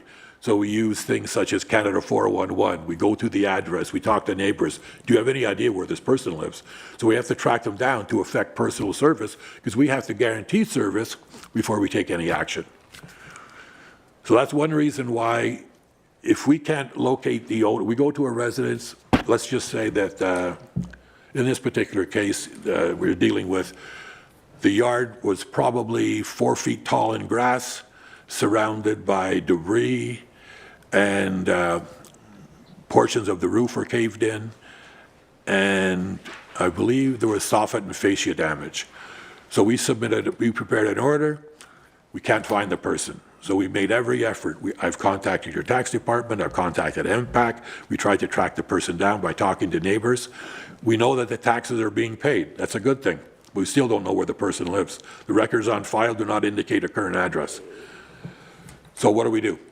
We issue the order. We send it out by registered mail, which is required by Municipal Act and the Building Code Act. And after 5 days, it's deemed to be served. So that letter comes back, as 90% of them do, comes back to the municipality unclaimed. So once it comes back to us as unclaimed or either received and signed for, then we can act on and take corrective action as per the order to comply. If that occurs, then the cost of the reparation could be cutting grass, could be fixing the soffit, could be a public safety issue. We make an appeal, approach I submit it to Carmen. Carmen submits it to the tax department. The cost of reparation goes on the tax bill. I always check with the tax department to make sure that the taxes aren't too badly in the rear. A lot of times they are, but nonetheless, that's always recoverable eventually through a tax sale if necessary. But the problem is, we have a lot of vacant homes. We have a lot of derelict homes that are being left by vacant landlords. and that's affecting the community. And they call us, they call you. We have to react. The Building Code Act also gives the municipality the authority to make the repair. So that's our authority, Building Code Act as well as the Municipal Act. I think that's the end of it, basically. The extra there, that is a collage of typical property standards homes. We see that regularly, and I think that one, it says before and after. So if you look closely, you can see the cleanup that's been taking place. I think the bottom is before, or I can't see it. But anyway, that's just there for your interest, to show you what our officers encounter when we attend a property standards complaint. And many of you know it. We do get complaints from citizens, and citizens complain to you, I'm sure. So, in any event, Mr. Mayor and members of council, that concludes the presentation. Is there anything that you'd like a question to? Or Ivan, did you want me to go over this or not? You could just indicate what it is, perhaps? Okay, so yesterday, Ivan and Carmen and I had a meeting, and I was asked to kind of pull together a document. We used to, before Access 11, we used to submit monthly reports, statistical reports. I hope you saw them. It would tell you the nature of the complaint, categorize it, what took place, whether it was open or closed, and so forth. So now that we're all on Access 11, we don't do that anymore. But there is a capacity within the Access 11 program to do that. So I had one of our staff people this morning go through it, and he and I put together this report, which basically tells you the case number. Sorry. Okay, the case number, the date of that we received it, the nature of the complaint, which is under category, a summary basically of what took place, the open date and the close date and the status. So if that's what council would like to see on a monthly basis, we can arrange that. We can format that, I'm hoping, into the Access 11 program and deal with it. So if you can let me know, Carmen, what you want us to do to submit something like, and this is, we just played with this for a couple of hours this morning, so I don't know what the capacity is in real time, but.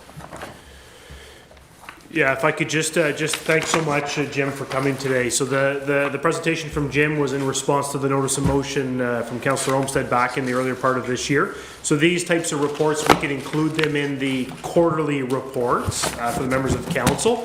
So bylaw enforcement falls under the office of the CAO, which includes, is sort of led through our clerk, so Carmen Miller. So when complaints are filed through the township, say at the front counter here, they would go to the clerk, and then she would input that through Access C11 and contact bylaw enforcement officers. So just wanted to close the loop at that end. But next steps, I would say, short and accepted to some direction from council would be to update our website with some of the input that Mr. McBain has provided. And then we'll bring forward, as noted in the quarterly report, some updates to our rec vehicle licensing bylaw. And we're also working on a short-term accommodation bylaw, which is also being reviewed by Jim as well. Thanks so much. Back to you, the Mayor. Thanks. Sorry. Yeah, if you. I just wanted to add that we're working on an actual bylaw compliance policy, so that it'll lay down the steps on how it's handled and how we deal with it. I'll turn it over to council for questions. Councillor Tabbert. Following up on you made a comment that really surprised me. You can go onto any property if you think someone's property is not up to standards, but you cannot go on to what may be a supposed puppy mill because it's not property standards. You didn't mention puppy mills, but I've heard it said that you cannot go on to property just because you think it's a puppy mill. But just because you think that the property standards aren't up to your standards or our standards, you can go onto the property without notice. Is that what I understand to be saying? No. Okay, sorry. I don't remember mentioning puppy mill at all. Oh, okay, good, okay. Yeah, so property standards does not deal with puppy mills. Okay, and it's not a violation under the property standards bylaw to operate a puppy mill. It's under the zoning bylaw, okay, and it's now included in our animal control bylaw, but at the time, it wasn't in, and it's still not in the property standards bylaw. So the ability to go on for that purpose is not contained in the property standards bylaw. There is a provision in the zoning bylaw to enter upon to see if it's compliance, and in the case I think you're referring to, there was non-compliance, there was improper zoning, correct? I'm just referring to any. Oh, any, oh, yeah, well, if you're referring to anyone, then it could possibly be zoned properly. Yeah, if I could just add one point. So the authority that the municipality has to enforce a bylaw is contained in that specific bylaw. So the wording, the reason why we have Jim and his team review our bylaws is for consistency, so that when there's provisions in the property standards bylaw that allow us to enforce, we want that to be consistently applied amongst all of our bylaws. So, you know, the whole goal is that we're consistently applying and have the right to apply and the right to enforce consistently amongst all of our bylaws. Maybe does that help answer your question? Well, a little bit. So how do we change our animal control bylaw to give him permission to go onto a property if we think there's a puppy mill within reasonable grounds? Okay, so I'm just going to... This is where I'm getting confused. But it's a good point, but I'm just going to, because I'm watching the time for the rest of our agenda items, we're going to take that away as something that we can dig in specifically with Mr. McBain, his staff, you as council lead on the issue, whoever CAO determines, to get into exactly how or why in those specific cases. Because that essentially, his presentation is helping lighten that. Is that fair? Good. Is there any other questions? I want to come back to Councillor Olmsted. This was as a result of his notice of motion, so I just want to make sure if there was other information you wanted provided at another point in time. Yeah.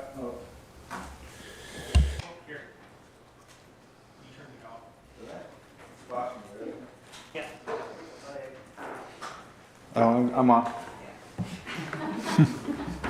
Yep, sorry about that. Yeah, thanks, Jim, for coming. You addressed something very early on, and it looks like we're going to correct that, but it's more the process of how to initiate a complaint, and I see that was right at the start of the presentation. So we need our residents to ensure they understand how to engage and make a complaint. So I'd like to see that through probably sooner than later, and I think it's probably mostly on us in terms of how we start that process. Right, so that's really, I appreciate the presentation, and I fully understand now the process and what your officers go through to resolve some issues or lay charges, whatever the case may be. But my concern really is how do they start the process? So I appreciate that. Thank you. Thank you. You're welcome. And I think some of the recommendations that we discussed earlier in the presentation, the staff they're well in hand. A button on the web page to submit it on your phone at any point in time, that makes perfect sense. I'll just make a comment about this, and I just want to make sure I just skim through it. Mr. Gain, this is you generated this report? Yes, we did. I noticed there's 2 open still. So in 2023, we just have 2 open complaints as a result of 2023. So. Darla? Well, Yeah, on the one that's open though, it's really weird because it says need calcium on Sutherland Road, and it's still open. That's the one So I take it, we won't get into the details of each one of them, but I just wanted to make sure that there was only 2. Yeah, if I might, sir. Again, it's relatively new here, and we're just getting our feet wet, and I have no doubt that now that you brought that to our attention, we haven't reviewed, this is the first time I've seen that report, so that we've gone back a year as of this morning to see what's open. So we're learning as we go down here, so please bear with us as we do this. That's perfect, and that's just the process I was trying to get at. The quarterly reporting, I think, is the great thing. From a council perspective, if I can speak for council, and you guys can correct me if I'm wrong, we're looking for, is there a pattern? Are we getting more complaints about one thing or in a specific area? What's open? Why is it still open? Is it a interpretation of a bylaw that we need to have reviewed? Is it another issue? So those are the things that we're looking for in terms of that provision back. The CAO can amplify with his staff at some point in time. Is that fair to say? It's good? Okay. Is there anything else that you need, CAO, from us at this point? No, I think that pretty well covers it, and yeah. Thanks. Good. And Mr. McBain? If I might make one comment, if you don't mind. I spent some time reviewing bylaws, and if you, in this case, you look at the property standard, it's a 2004 bylaw, so this year is 20 years old. And a lot has happened in case law and through personal experience where we identify these changes as we go. I think the most current bylaw that I've redone is just last week. So that brings it right up to 2023.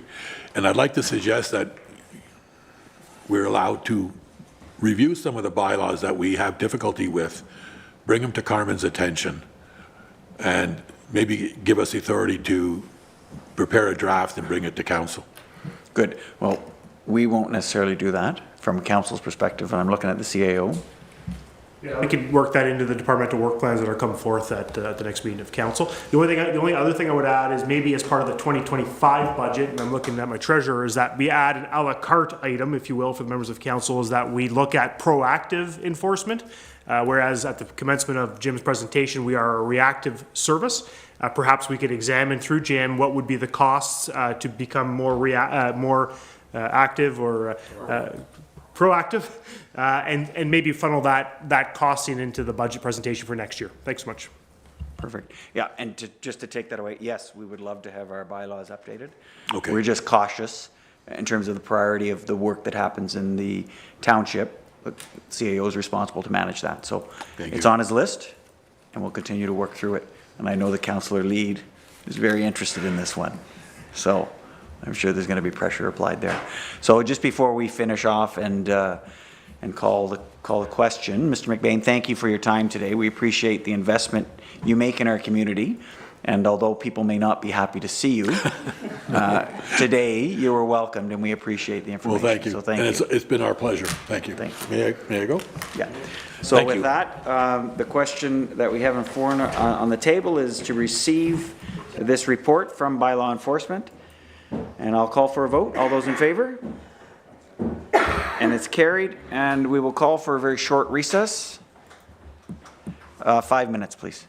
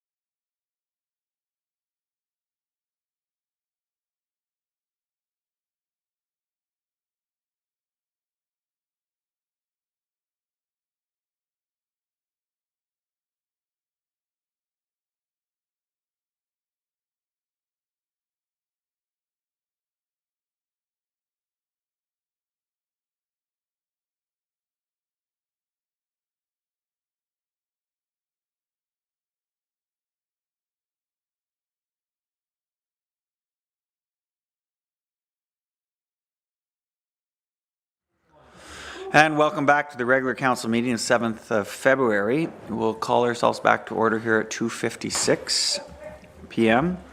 And the next item on the agenda, 9.2, is a site plan control approval. The recommendation is that the Council of the Township of Whitewater Region enact a bylaw to enter into site plan agreement with the owner applicant to permit the construction of a garage at 304 Voyager Bay Trail. A mover and a seconder, please. Oh, we do. There's 4. Moved by Councillor Trim, seconded by Councillor Moore. And coming back to planner. Is that correct? Yep. Planner Benzie, floor is yours. Thank you, Mayor Nicholson. So a site plan control application was submitted on November 21st of last year for the construction of a residential detached garage for the property at 304 Voyager Bay Trail. And the reason for this application, we don't typically do site plans for garages, but this property is subject to a minor variance that was approved by the Committee of Adjustment back in September of 2018. And this minor variance allows for a 5-meter water setback for all structures on the subject lands, provided a set of conditions are fulfilled.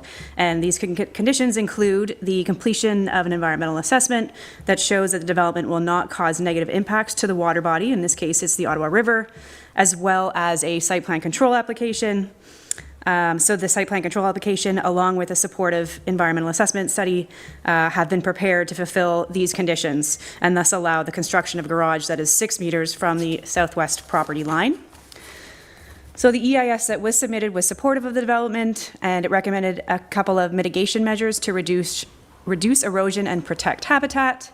And the site plan and the site plan agreement both include the recommendations of the EIS. As such, the site plan was granted conditional approval by staff on January 31st, and the only condition applied to this approval is that the site plan agreement is executed with the township and that the agreement is registered on title. And once the agreement is registered on title, the conditions of that minor variance will be fulfilled, and the applicant can then proceed with applying for a building permit for the garage. Thanks.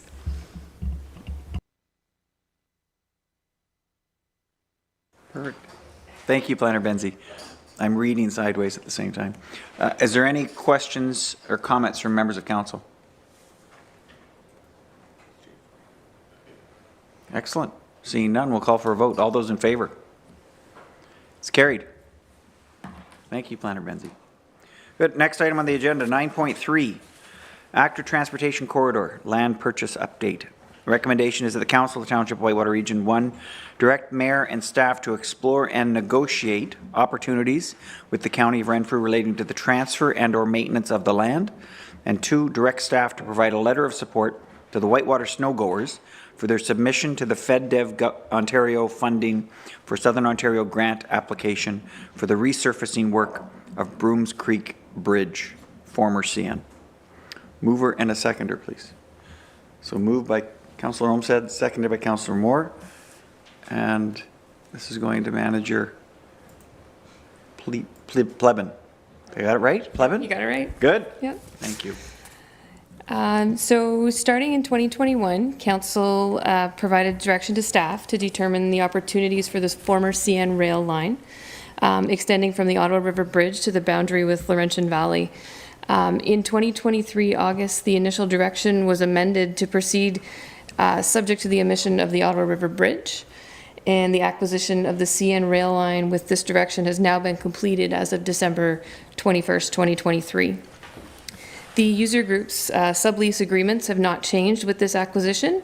Staff have begun preliminary investigations and discussions with the user groups, and including the Whitewater snowgoers and the Renfrew County ATV clubs, as well as consulted with our 2022 active transportation plan to determine our next steps forward.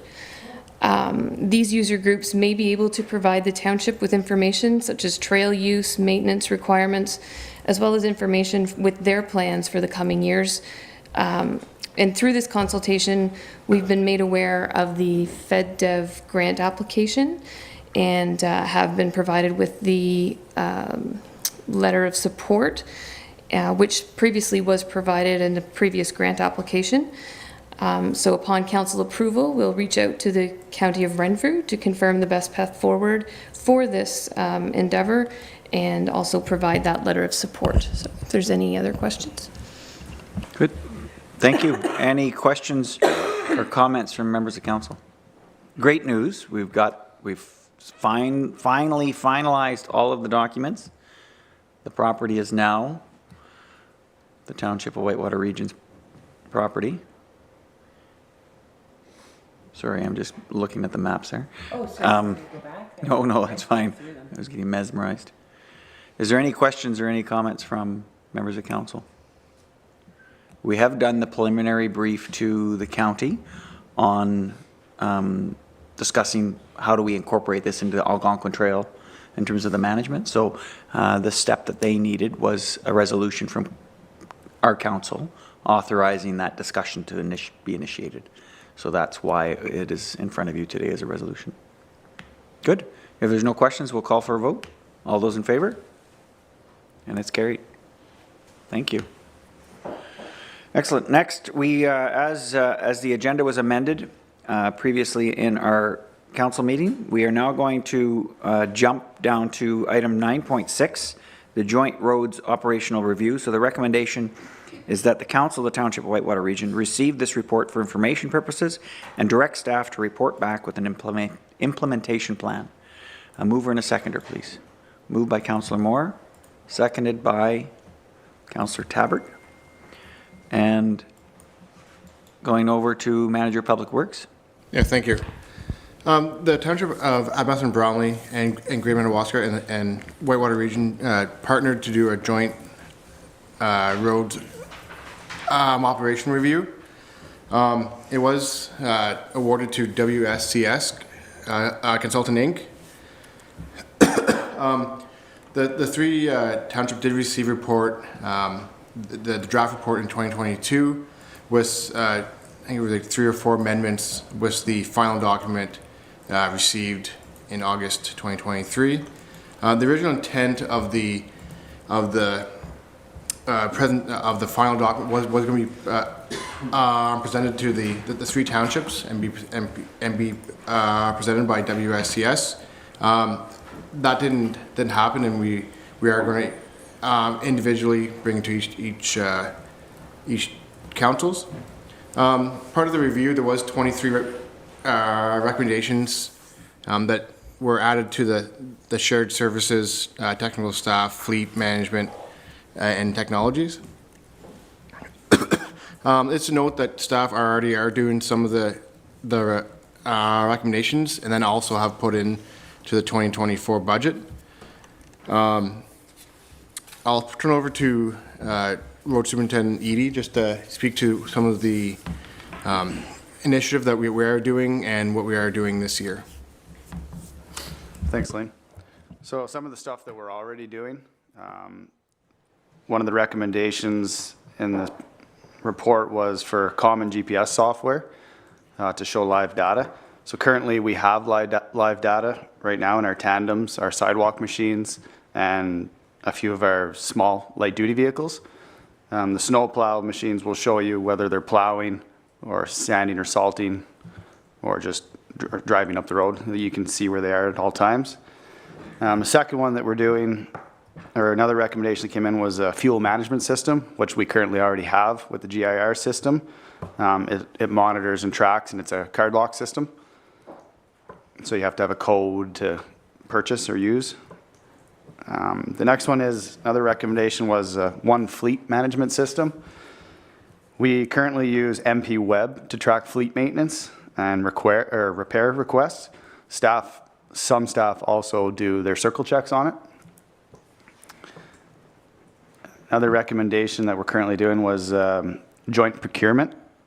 So partners to join the canoe program.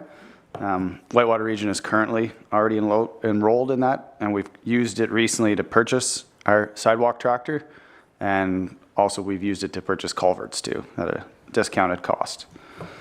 A few things that were coming up this year. Another recommendation was, as you've all seen, hire the asset manager coordinator. That has been out. That's to basically help with projects and work amongst the municipalities, long-term planning and maintain our assets. One other one was tablets for the staff, going digitalization of everything. So their reports, their circle checks, issues you can log. And the other one was, last one was training needs and assessment, which the township's currently purchased or into purchasing the 4S program, which will track and notify staff on upcoming training that needs to be done or when stuff is about to expire. It's all supposed to be documented right on that. So yeah, that's it for me. Yeah, and the joint report was done through a grant. It was the second intake of the municipal modernization fund, which the township's portion was $6,614. Thank you.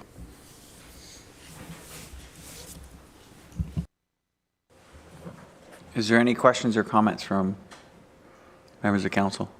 Councillor Moore, you're the mover. Yeah, just one. You mentioned that there would be another report coming. Any idea, will that be this year or 2025? The plan is to work some of the items into our departmental work plan. But the intent would be bring back a report with what items that are that we are doing currently, and and there's some items that staff don't feel that is warranted at this time. Okay, and then a follow-up question. Will this be shared then with the other two municipalities, or this report coming to us is just our report? So it was one report for all same municipalities. Okay, thank you. Good. And the seconder was Councillor Tabbert? No. Nothing? Any other questions, members of council? So just to be clear, this is receiving this report for information purposes, directing staff to go back and what was the language?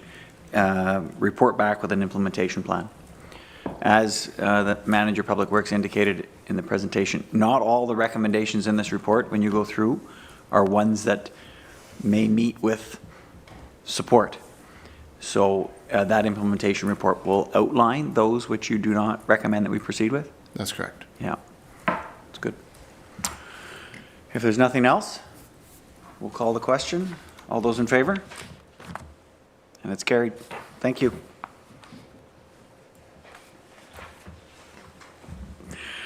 We'll move on to item 9.4. Broomes Creek Active Transportation, Broome Creek's Dam Active Transportation. The recommendation is that the Council of the Township of Whitewater Region receive this report and direct staff to communicate with the County of Renfrew that we support option 1, being the 2-meter paved shoulder at no additional cost to the township for Broomes Creek Dam replacement. Mover and a seconder, please. Moved by Councillor Moore, seconded by Councillor Olmsted. Back to Manager of Public Works. Thank you. If you recall, back in 2020, a report was brought to council just with the outlining the county's involvement in the environmental assessment of Broomes Creek, which is located just about 0.1 kilometers in Forster Falls. Part of the environmental assessment, there was 3 options. One was option to do nothing, decommission the dam, and to remove the actual dam entirety. One of the outcome of the report that the county did is proceeding to actually change the actual dam and the actual bridge. There was county did host a open house on November 16th, 2020, which some council, I believe, at the time and myself attended. We have been working with the county since 2020 on options that affects active transportation across the actual Broomes Creek and really going towards the park and ball diamond. If you note that in 2022, the township did partner with the county to add a new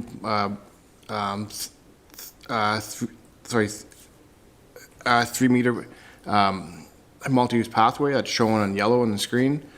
That brings it from the edge of the town to the edge of the village towards Broome Creek.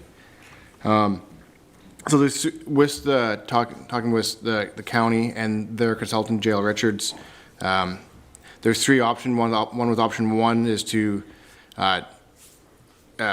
just have the roadway with 2 3.5 meter lanes and 1 2-meter shoulder on both sides, which will be paved. And option 2 is actually to have a 3-meter multi-use pathway on one side that would meet up with the existing multi-use pathway. Staff are recommending going with option 1, but with adding a future pedestrian crossover that will allow the pedestrians to cross over to the actual to the ball diamond and park. It is to note that the next section of County Road 7 is expected to be scheduled in 2030. Which at that time we will work with them again to have a multi-use, not multi-use, but say a active transportation towards the actual ball diamond. Thank you. Perfect. Thank you. Councillor Moore is a mover. Councillor Olmsted. Okay, I'll just highlight that active transportation was a huge concern for the members that live in this community and came up in the active transportation plan as a priority. And in fact, when we had county council did a road tour, we actually, I had asked for them to program in a stop. So all the mayors got out and looked at this bridge and where we wanted this multi-use path. So it's great to see that the initiative is being supported, including the option as presented by Manager of Public Works at no cost to the township. So some success there. And I'll note just the way this map is portrayed, and this is an older map, I think from before when they did the road work, you're actually proposing a green path on both sides of the bridge and then a PXO at the end of the green path to connect the two of them in front of the ball diamond. Is that correct? Yeah, so it'll be future in 2020, in 2030, sorry. It's actually, there will be options at one time that if the county, if they harden the surface, that the council, that the township won't have to do anything. And potentially a PXO could move up farther towards the ball diamond to allow that crossing. Yeah, and that's the intent, is all county roads in the future will have hardened shoulders. So we have set ourselves up for success by integrating into the county plan in this case. Good, so no other questions or comments from council. We'll call for a vote. All those in favor? It's carried. Thank you. Next item, 9.5, the Haley Station traffic calming. Recommendation is that the Council of Township Whitewater Region receive this report for information purposes as it relates to an update on traffic calming in Haley Station. Mover and a seconder, please. Moved by Councillor Moore, seconded by Councillor Trim. And back to the Manager of Public Works. Yeah, thank you. This is if you recall back in September of last year, Council did receive a very good presentation from a local resident in Haley Station regarding speeding and the actual safety for the public. Township staff and the county staff have been working since then to determine the next step forward in this for safety. The county staff have brought to their committee and county council a few times,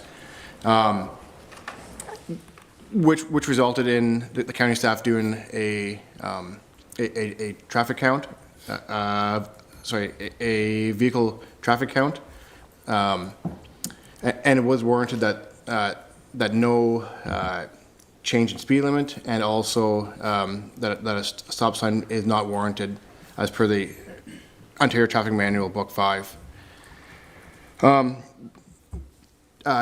Township staff and the county did meet again to go over options that would that could move forward, which the director of Public Works and Engineering of the county did present to their committee on January 16th, and they're also bringing it back to this council. Township staff have been in accordance with, have been in communication with OPP, and our recommendation is to continue with traffic counts and the speed signs, and also continuing enforcement. One low-cost solution is to actually add a speed limit marking on the pavement, which we actually included in our tender that's out now as a provisional item that will be brought back for award in the future. Thank you. Excellent. Councillor Moore? Yeah, I'm very happy to see this report. I'm glad that we have a base now of what the numbers are and what the traffic situation is like. And I will continue to monitor, and I think after the road pavement is painted as requested, then I think it's a great starting point. Thank you. Councillor Trim? No. Any other comments or questions? Yes, Councillor Tabbert? After reading this report, I'm very disappointed in our county. I realize they have to go by count, by numbers, but I think the importance of our children in that area are being neglected. That's all. Yes, point taken. And the suggestions that they've offered, there are other ways for the speed to be controlled in that community. The stop sign is the one that jumped up at us. That's right. Any other questions or comments? Seeing none, we'll call for a vote. All those in favor? It's carried.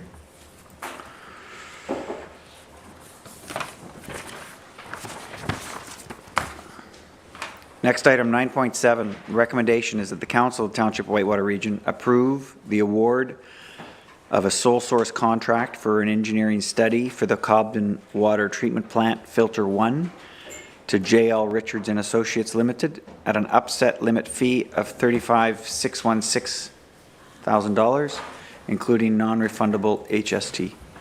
A mover and a seconder, please. Moved by Councillor Moore. Seconded by Councillor Tabbert. And over to Manager of Public Works. Yeah, thank you. I'm actually going to pass it to Superintendent Nicholson, and I'll support her if any questions. Great, thank you. To start off with a little bit of background, so the Cobden Water Treatment Plant is a Class 2 water treatment plant that has a design capacity of 1,364 cubic meters a day. As we all know, it takes our water from Muskrat Lake. This facility is what's called a conventional package treatment plant, and most of the treatment processes take place in a prepackaged system that consists of 2 metal tanks, which filters, that are located side by side. Filter number 1 was first installed during the original plant construction in the 70s. The second package treatment plant was installed in 2008 during the most recent plant upgrades to add redundancy in the system. So in 2019, the township obtained Aqua's project planning and delivery group to complete a detailed condition assessment of the Cobden Water Treatment Plant Filter 1 package. And in that report, it recommended for remediation work of the filter, and it included a budgetary estimate for the repairs in the amount of $220,000. However, at that point, it was decided that that work would be held off in 2019 due to budget constraints. And then in 2022, the project was brought forward again, and the project was tendered by Aqua for refurbishment of the filter. And unfortunately, the bids that came in exceeded the budget allotment significantly. So the prices came in at $592,000 and $619,000. And of note, it was noted that at the time that these bids came in, it was sort of during that peak time post COVID that they were having some issues with procuring materials and those sorts of things, which likely led to the elevated cost of the two bids. And then in June of 2022, staff recommended that the council, that Whitewater Council direct Aqua to further investigate other options to either replace or refurbish the filter one, following submission of a refurbishment pricing, which far exceeded the budget allowance. So in 2023, Aqua received a proposal from H2 Flow Equipment to replace filter number 1. And this was a cost to replace the filter that's the same as the filter number 2. And it would which included design, capacity, and effluent quality the same as filter number 2. H2 Flow's proposal was a turnkey project, included engineering, civil, mechanical, and engineering electrical costs that came in at $1.9 million for a complete replacement of filter 1. Since that time, staff have recommended that we take another good look at our options for filter 1, and have recommended that JL Richards be sole sourced to undertake a study to give us some good look at our options for filter 1. So JL Richards has been in operation since 1955 within several markets, including environmental infrastructure and water and wastewater. And JL Richards has provided us a proposal that follows, that will touch on a number of things. Mainly, the first piece is reviewing the performance of the existing water treatment plant based on the available documentation that Aqua can provide, and to have an in-depth discussion with the plant's operators to see how the water system in general could be improved. The second item would be to assess the capacity and reliability of the treatment plant to provide increased demand based on growth, which is identified by the township, and to help identify any changes in raw water quality or any foreseeable trends in treated water quality standards. And so the main thing there is taking a good look to see at the quality of the water from Muskrat Lake and how what sort of treatment processes should be looked at to ensure that the water quality that's delivered to users is as good as it can be and meets all regulatory requirements. The third aspect of their proposal is to review the condition of the existing process trains, as well as a balance of non-process infrastructure based on the visual assessment and recent maintenance history. So to actually take a look at filter 1 and filter 2 and see what the sort of maintenance, general maintenance of the plant has been. And the fourth item is to outline the potential conceptual approaches to upgrade the plant through rehabilitation or through expansion.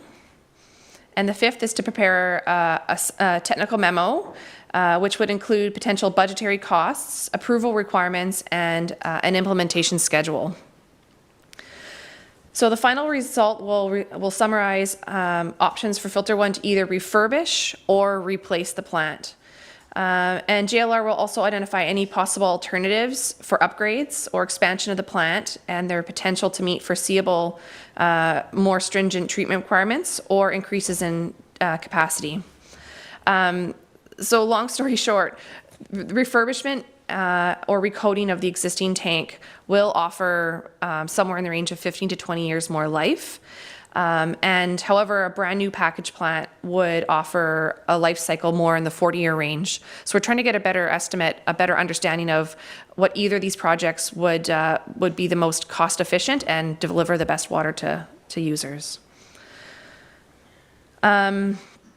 So JLR has provided us a quote with a cost upset limit of $35,000 to undertake this engineering study. And so just wondering if there are any questions. That's it. Perfect. Thank you. And I'll start with my mover, Councillor Moore. Always a hot topic, water and wastewater. Yes. I know that the getting this review started would be a starting point for us to know exactly what we're going to be doing. So I'm certainly in favor of the recommendation. Good. And Councillor Tabbert? So if I'm understanding this correctly, we had a quote of $220,000 in 2019, and we said no. Then it went to $592,000 to $619,000, and we're saying no. And then it went to $1.9 million, and we're saying no. And now we're going to spend $36,000 to get another report, which is due when, so that we can spend more money later on when it gets more expensive. Do I understand this correctly? Is Yes. that the basic gist of it? Shoot. So I can take that one. So back in, when the project started, the Aqua team, they came out with a estimate that was $220,000, which, and that they experienced in refurbishment of filters in their plants. COVID did hit, and then when they actually went out for tender for the actual recoding of it, it was in the 592 to 619 range. At the time, council, with overall budget, staff recommended to council not proceed with it because the recoding would potentially only be 20 years, where a new unit would cost would be double that, and we were getting. And the direction was to investigate what would it cost for a brand new packaged plant. When Aqua came back with that, it was the $1.9 million price tag. Also, when staff reached out to Jail Richards to get their opinion, and one of the and in talking to them, one of the suggestion is it potentially not actually have a one-for-one replacement. That was the $1 million potential price tag of it. Their suggestion is it could be a smaller plant package unit, and that's what they're going to investigate. And also, we also want to look at with the plant how the issues with manganese, and also high THM. So they're looking at potentially a new plant that is it. Basically, they're going to combine is what's the actual plant size that they're required for that, the filter size, what's required, and then also assess is it beneficial to go back and refurbish the old one, or to go ahead and purchase a new one. So since 2019, we've been trying to get a new filter or refurbish it. That's correct. So that's 5 years. And how is our water quality still? And when do we have to do this? I mean, is our water quality decreasing while we're getting another survey done or a study done? I'm getting concerned that over 5 years, our water quality may be decreasing. And what if, can this fail overnight or fast? Or is our drinking water safe for another 3 or 4 years while we get this work done? I'm concerned about that right now. Yep. So the filter that was installed in 2019 is being used as the primary one. Then was the older unit as a backup, or when they're or during maintenance of the second filter. Aqua does monitor the water quality, and it is safe to drink, and but it will have to be addressed in the future, and that's what and part of this JLR's project will actually put a timeline on that. When is the actual, is when to do it. And we'll also have a good budgetary estimate, potentially either to go ahead with it or to apply for funding.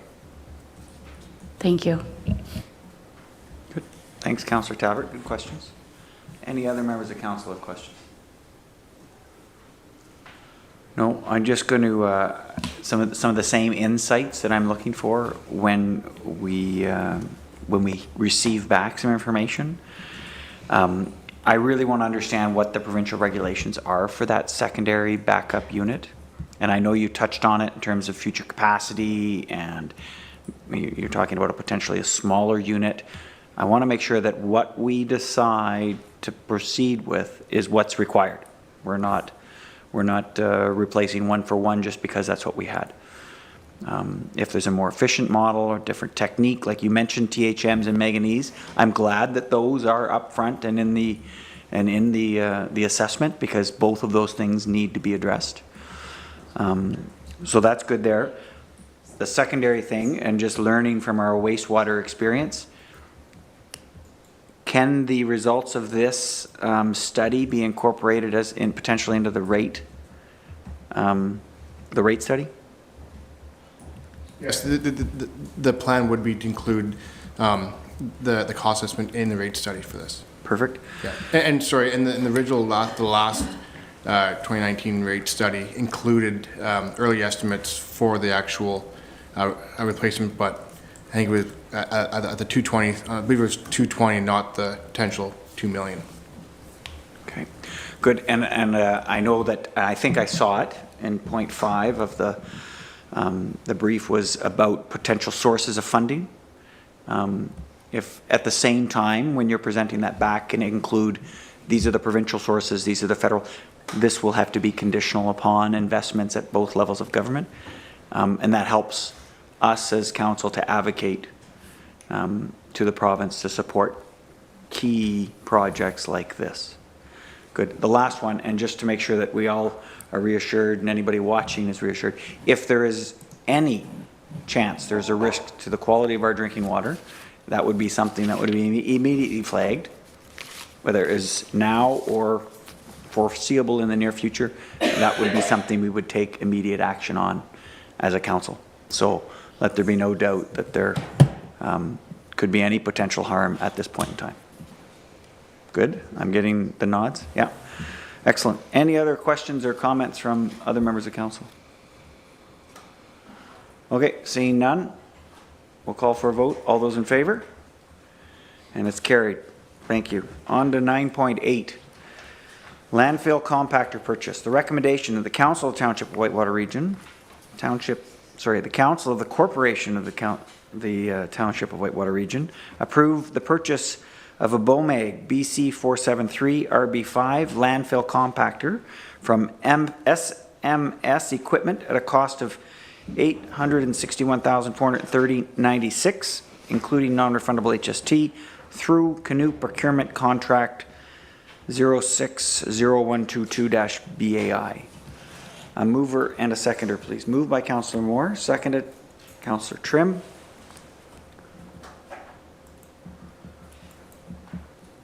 And straight over to Superintendent Nicholson. Okay, floor is yours. Thank you, Mr. Mayor. So today we're here to discuss the purchase of a potential purchase of a landfill compactor. Back in November of 2023, staff presented a report titled Landfill Staffing and Operations Review, which we reviewed a variety of initiatives looking to extend the life of the Whitewater landfill through operational lifespan, either through increased waste diversion or through better landfilling practices. Several of the recommended items in that report are being implemented throughout 2024. However, the largest initiative in the report, being the purchase of a landfill compactor, was not included in the 2024 budget, as the delivery of such a unit wouldn't be until Q3 or Q4 of 2024, which means the resulting first debenture payments wouldn't be made until 2025.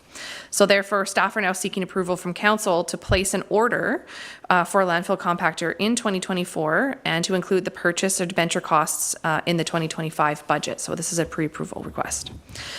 As previously presented, the inclusion of a landfill compactor will substantially increase the operational lifespan of our landfill. A landfill's lifespan is directly related to how much waste is received and how well that waste is compacted to remove void spaces. Uncompacted waste takes up more valuable airspace and fills the landfill at a faster rate. At the 2022 filling rate, the approximate remaining life expectancy of our landfill is 19 to 20 years, which will result in an anticipated closure date of 2043.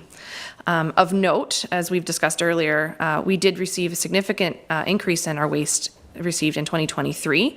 However, these estimates that we use to look at how fast the landfill is filling is a volume-based estimate that is undertaken when our consultant does an annual survey of our landfill. And the results of that survey for 2023 haven't been received yet, but they will be received in March. However, so it's likely that our filling rate is actually increased over the 2022 rates, which could mean an even earlier anticipated closure date. So, like I said, staff have suggested the purchase and inclusion of a landfill compactor, and such a landfill compactor could result in a modest increase in the compaction rates, anywhere from, we're currently around 400 and 450 kilograms per cubic meter, and a landfill compactor could increase that on the low end of around 700. So almost doubling our compaction rates. And by doing so, could extend our landfill life by approximately 15 years. So getting into the actual compactor itself, typically landfill compactors have a life expectancy of about 10,000 hours. Staff are looking at our current usage rates of our equipment and have also looked at usage rates for landfill compactors in many other landfills of similar size to ours, and we were estimating that about 750 hours a year is what we would put on a compactor. So that would get us about 10 years of life on such a machine. So extending the landfill life by incorporating a landfill compactor, we would help delay the assumed increased costs associated with sourcing or developing a new landfill site, or which would be potentially located outside of the township's boundaries. Delaying the closure of a municipally owned site will help keep the landfill located within our community and limit the increases to tipping fees on our residents. So staff have investigated a number of manufacturers of landfill compactors, and 2 were actually identified as being available under our canoe procurement program. And those 2 models, which are 26-ton models, which are the smallest weight class available for landfill compactors, are the BOMAG BC 473 RB5 and the Caterpillar 816. So just some background on why we've selected those 2 models to look at. On our busiest day in 2023, we received approximately 50 tons of waste on some of those days. And these 2 models are suitable for landfills that receive up to 400 tons of waste per day. So these would be more than well sized to do a good job at our landfill, and would be unlikely to, we'd be unlikely to outgrow it if we had significant growth in our population. So both of these models are available through Canoe, and Canoe is a procurement group that represents a partnership of municipal associations across the country, and it's wholly owned and operated by its membership through a non-for-profit municipal association.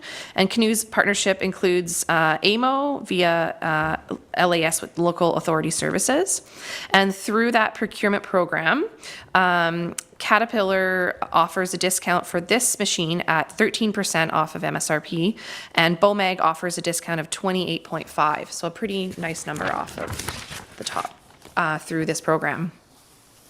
So I've outlined in the report a number of key items that when we were looking at these two models that were important to outline for staff, for council.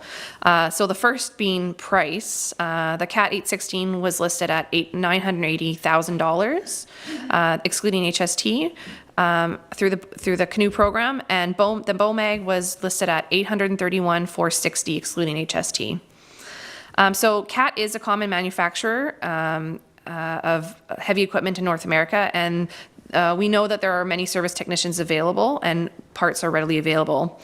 The service technicians for BOMAG are currently located in Toronto and Montreal. However, SMS, which is the BOMAG dealer, has let us know that they are in the process of setting up an Ottawa service department, which is anticipated to be up and running by the end of this year in Q4. So there will be technicians locally in our area to be able to service this equipment. There's different wheel types that we looked at. So nuts and bolts of it, the wheels are what make a compactor do the job we need it to do. The better the wheels work, the more pressure they put on the waste that we're compacting, the better they do. So both sets of wheels that were looked at are good combination for our site. The CAT offers a combination of two different basically feet to help do the best job possible, whereas and BOMAG offers through their procurement through Canoe their premium wheel, which is they have two levels of wheel, and this one is the higher quality version of that. The BOMAG wheel system does have some pretty good attributes in it. They have some scrapers sort of built into it, which is one of the things that many of the operators and mechanics preferred looking when comparing the two different technologies. The BOMAG includes an auto greaser technology, which is actually a nice thing for maintenance. The CAT 816 has a direct drive engine, whereas the BOMAG is a hydrostatic. That one might be a little bit preference. You'll have to talk to somebody who's operating equipment on that one, but my understanding is that that might be one that has different people have different preference, but our current operators like the idea of the hydrostatic engine, so that was a nice one. As far as delivery guidelines go, they both would fit within what we'd be looking for. The CAT one would be probably later towards the end of Q4, whereas the BOMAG we would get as early as July. We would want it, that would be the earliest date we would want to see it. We did ask for warranty information for both, and the BOMAG machine definitely did offer a good warranty off the bat, 2,000 hours for the whole machine and 3,000 hours for the engine. The teeth are also warranted up to 10,000 hours, and the wheel structure for 20,000 hours, so well beyond the life that we would be using it. We did also look into the extended warranties for both, and the BOMAG one, we've asked them, you'll see the quote for the price later on, that we asked for the quote on that for 750 hours a year, up to 4,000 hours for the first 5 years. Both machines meet the Tier 4 emission standards. And as well, the quoted price from the BOMAG includes their technicians coming to our landfill upon delivery to give our all of our staff that we would want training on it, training from top to bottom, as well as our mechanics top to bottom on the basic maintenance, like oil changes and those sorts of things. And it also included all the parts and labor for the first 4 main service intervals that would basically take us to the midway of the first year and a half. So as I mentioned, we looked into the extended warranty. I think this is a key thing for us, as this equipment, while they have an expected lifespan of about 10 years, we did do a lot of research on neighboring municipalities to see what the sort of failure rate on these sorts of machines are and when we could expect to see a big bill. And one of our neighboring municipalities had a bill at about 6 years for about 30 grand. And so we feel that the extended warranty that they've offered, which was about $15,000 for the BOMAG one, which would cover the first 5 years or 4,000 hours. And it's their armor program level. So there was 2 versions of their warranty that were offered. This would basically offer top to bottom coverage of the machine with everything except for wearing parts. So including the warranty, the cost comes to $861,430. So staff feel that that would be a beneficial thing for us to purchase when we buy the machine. So staff have investigated a number of new and used markets for the landfill compactors, as well as different financing options. So we enlisted several heavy equipment resale companies, and they provided us listings throughout October, November, and January. And we took a look at all the machines that they had available, with pricing ranging from $285,000 for some equipment that had over 14,000 hours on it, to some of the newer equipment from early 2020 that had around 2,000 hours on it at $745,000. So you can see the difference in cost between getting a new machine and one that has already gone through its initial warranty was about over $100,000. So as I mentioned, staff have reviewed purchasing or outright or leasing options, and a little bit later on, I'll turn this over to Curtis to talk about the financing versus debenture options that will be important for us to consider. Staff did look at annual maintenance costs, and BOMAG has stated that this machine will put on about 750 hours a year. We've estimated there'll be about 750 hours a year, and they've provided us some quotes for their 500-hour and 1,000-hour maintenance kits, and annualized that comes out to about $3,200 a year for us to keep up on just the basic maintenance. Additionally, there are some wear items that may come up in the 4 to 5 year range. They've also provided us some quotes for those items, and that would the purchase of those items would be dependent on if we go the leasing option or the full out purchase option as well. Additionally, they provided us some other field rates if we were to have anything, if we didn't go for the warranty and had to have a service technician come out. Another key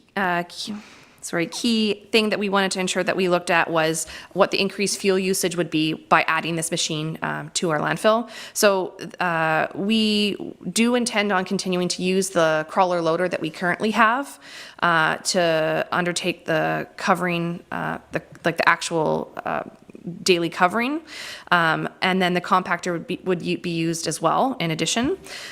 So cumulatively, our total increased hours for machines would be around 250 hours. Based on the average fuel usage that we got from BOMAG and CAT, we looked at a few different models. We're estimating that we would see an increase in fuel usage of about $6,500 a year. Obviously, that will be dependent on how much we use it, but we have got a good estimate from our neighbors in Renfrew on how much they're using the machine, so we feel that this is a good number to go with. Insurance costs we looked at for adding this machine were about $784 annually. And then another key thing that I was asked to look at were if we were to continue on as is and not purchase a landfill compactor, and then look at the total cost to close our landfill when it would come due, and then what the cost would be to find alternate disposal options compared to the cost of operating the site with a compactor until the landfill was filled at that point. So beyond 2043, the township would need to identify an alternate location to dispose of its waste, and it's unlikely that we would be able to open a new landfill within our township's boundaries. The province of Ontario, new landfills just aren't a thing that happens anymore. So currently, most municipalities in Eastern Ontario that don't have their own landfills are utilizing GFL's Moose Creek, which is a private landfill sort of near Cornwall. And GFL also operates a transfer station in Beckwith Township, where waste is bulked and shipped up to Moose Creek. Unless an alternate technology or dump site is identified, at this point, Moose Creek facility would be, via Beckwith, would be a viable but costly solution. As some may be aware, there are potentially some other options coming up in the future with some of our neighbors across the river, looking at waste to energy facilities, and that would obviously be something that staff would need to also consider in the longer term. Once we have more information on that, we can come back and discuss that a bit more. But at this point, really the only viable solution to take our waste somewhere else tomorrow would be at Moose Creek. So in order to do that, we would have to run our landfill, basically convert our landfill to a transfer station. Currently, we're actually set up quite well to do that. We have our new depot area with the sawtooth and scales. So moving to that model would be a fairly easy thing to do. There probably would be some capital items. We'd probably have to purchase a landfill compactor, like a 50-foot, 3-foot trailer with a walking floor to be able to move waste. It would either be a purchase or a subcontractor rent sort of situation. But ultimately, we would potentially see some lower staffing levels. We might see some staff time reduced there and some costs. We would no longer be transferring money to our closure reserve because the landfill at that point would be closed. So you would see a $20,000 reduction in that cost. As well, our heavy equipment usage costs would be reduced. And then the second piece of that would be the hauling and the tipping fees associated with getting our waste to Moose Creek. So there potentially would be increased hauling costs on our curbside contract, as that waste would go directly to either Moose Creek or Beckwith. The cost then to haul the waste that's collected at the landfill to Moose Creek, there would be hauling costs associated with that. As well, the tipping fees, there would be tipping fees levied at Moose Creek or at the transfer station. Currently, those tipping fees for many of the eastern Ontario municipalities range between $107 and $170 a ton. So on 5,200 tons of waste, which is what we generated last year, what we landfilled, that's around between $550,000 and $884,000 just to dispose of our waste. That doesn't even include the hauling or operation of our transfer station. So as a total annually, again, these are rough estimates. We could expect to see a cost between $1.2 and $1.5 million. Having seen some numbers for, again, our neighbors across the water that are in a similar situation with a very similar tonnage weight of about 5,000 tons, their costs are about $1.7 million. So it would be a significant jump in the cost to the ratepayer at that point when we would move to a transfer station versus operating our own landfill internally. So if a landfill compactor were to be purchased in 2025, our budget would rise by approximately $90,000 annually. Now, this was based on our initial costing of using a 15-year debenture. Those numbers might be slightly different if we choose to go a 10-year debenture or even a 5-year lease option. This number includes increased fuel costs, annual preventative maintenance on the machine, and the amount of the annual debenture payment. So despite the increased landfill costs, the waste management user fee and the tipping fees for the landfill will actually remain unchanged in the 2025-2026 and beyond because the municipality's responsibility to operate the blue box collection system will no longer be in place. So the actual user fees wouldn't need to be elevated to basically fund the purchase of this of the compactor. So just one last little thing is looking at if we were to compare the costs of operating the landfill with a compactor until its closure in 2060, which would likely include a purchase of a secondary compactor some point in say the 2038, 2040 range. when the first compactor would be removed from our debenture list, would be about $20 million to operate our landfill for the next 37 years. Whereas if a compactor weren't purchased and we were to operate as is until the landfill closes in approximately 2044, and then move to a model where we were operating as a transfer station, that total cost would be between $30 and $36 million over the 37-year period.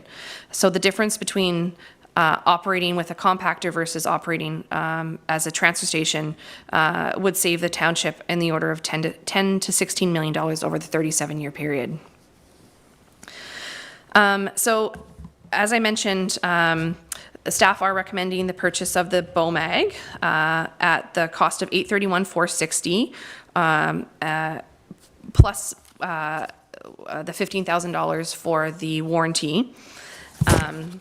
And as I mentioned, this was a quote received through Canoe, which included the municipal discount of 28.5%. So I'm going to pass it over to our treasurer just to discuss some of the financing options that we have been considering. Yeah, sorry, Treasurer, I'm going to interrupt just for a moment. As per procedural bylaws, our meeting has a firm scheduled end at 4 p.m. To extend that, I have to ask for a motion to extend the meeting for 30 minutes till 4:30. A mover, Deputy Mayor, seconded by Councillor Trim. And we'll just call the question. All those in favor? And it's carried. So, Treasurer. Thank you. So for the financing portion of it, we'll bring back a secondary report whenever the actual item is to be delivered to look at financing at that point in time, like to approve one method of financing. We've looked at two different ways, whether we debenture the product or the BOMAG itself for 10 years or whether we lease the options. Currently, leasing is the more cost-effective option, but it's hard to say what rates we'll do by the time the actual item comes in that we actually would incur the actual debenture or lease at that time. So we'll bring a report at that point in time. The report today is more or less just to authorize the township to actually enter into the agreement to order the compactor itself so that we can take delivery of it this year and start the utilization at the landfill. We've looked towards the future of the actual rates and can self-fund either a debenture or a lease option throughout the funds that are currently being generated within the landfill once the completion of the recycling program is out of that program. Thank you. Good. Any other staff comments? That's it. No. We'll open for questions. My mover is Councillor Moore. That was a lot of money discussed in a short period.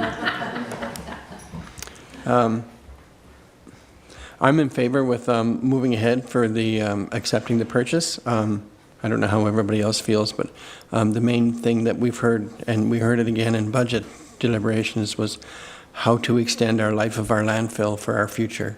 So I'm certainly in favor of this, and if it will help compact and extend the life of our landfill, who knows what they'll be calling it in 10 years. So I'm definitely in favor. Excellent. Thanks, Councillor Moore. Councillor Trim was the seconder. Yes, I would like to echo what Councillor Moore has said and add that I'm very pleasantly surprised at the price that were quoted. It's somewhat less than what we thought it might be, and so that's some good news there. And open to the floor. Councillor Olmsted. Yeah, thank you. I don't know if I'm pleased with the price of it. I know what you meant, though. I agree. Just a couple of questions. I've got about 3 or 4 questions, if I may. I completely understand that usage is up big time. It's not going to revert back to previous levels, probably.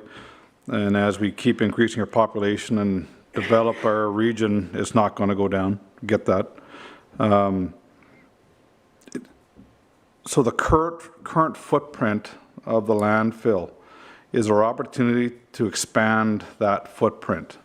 I know similar regions to us, actually our sister region to the west, is currently going through that exact issue of trying to attain more land on their current landfill, and they're having a heck of a time.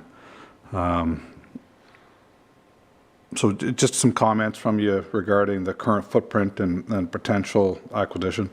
Thank you. Yeah, so we're talking to the neighboring municipality. I think their expansion, they've been working at it for 12 years, I think, or maybe even longer than that.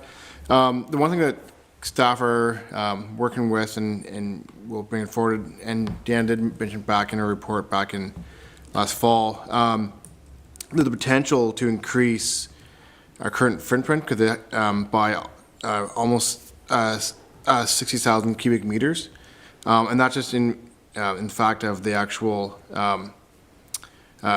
where the actual footprint of the actual site minus the actual setback. So there's potentially to increase that, which would add potentially 5 years, which staff will continue investigate and bring forward with our consultant. But the actual life expectancy, the number one impact is going to be actually the compaction rate of it. Staff, again, mentioned staff have purchased blast mats and done stuff to try to extend the landfill as long as possible. But going back, the actual compaction rate is the most important aspect. So if I understand that answer correctly, there is land available potentially that would extend the landfill for only 5 more years at the current compaction rate that we're operating at now. Yeah, it's right? not additional land. It's so it's the actual it's the actual airspace that is subtracted off the 30-meter perimeter.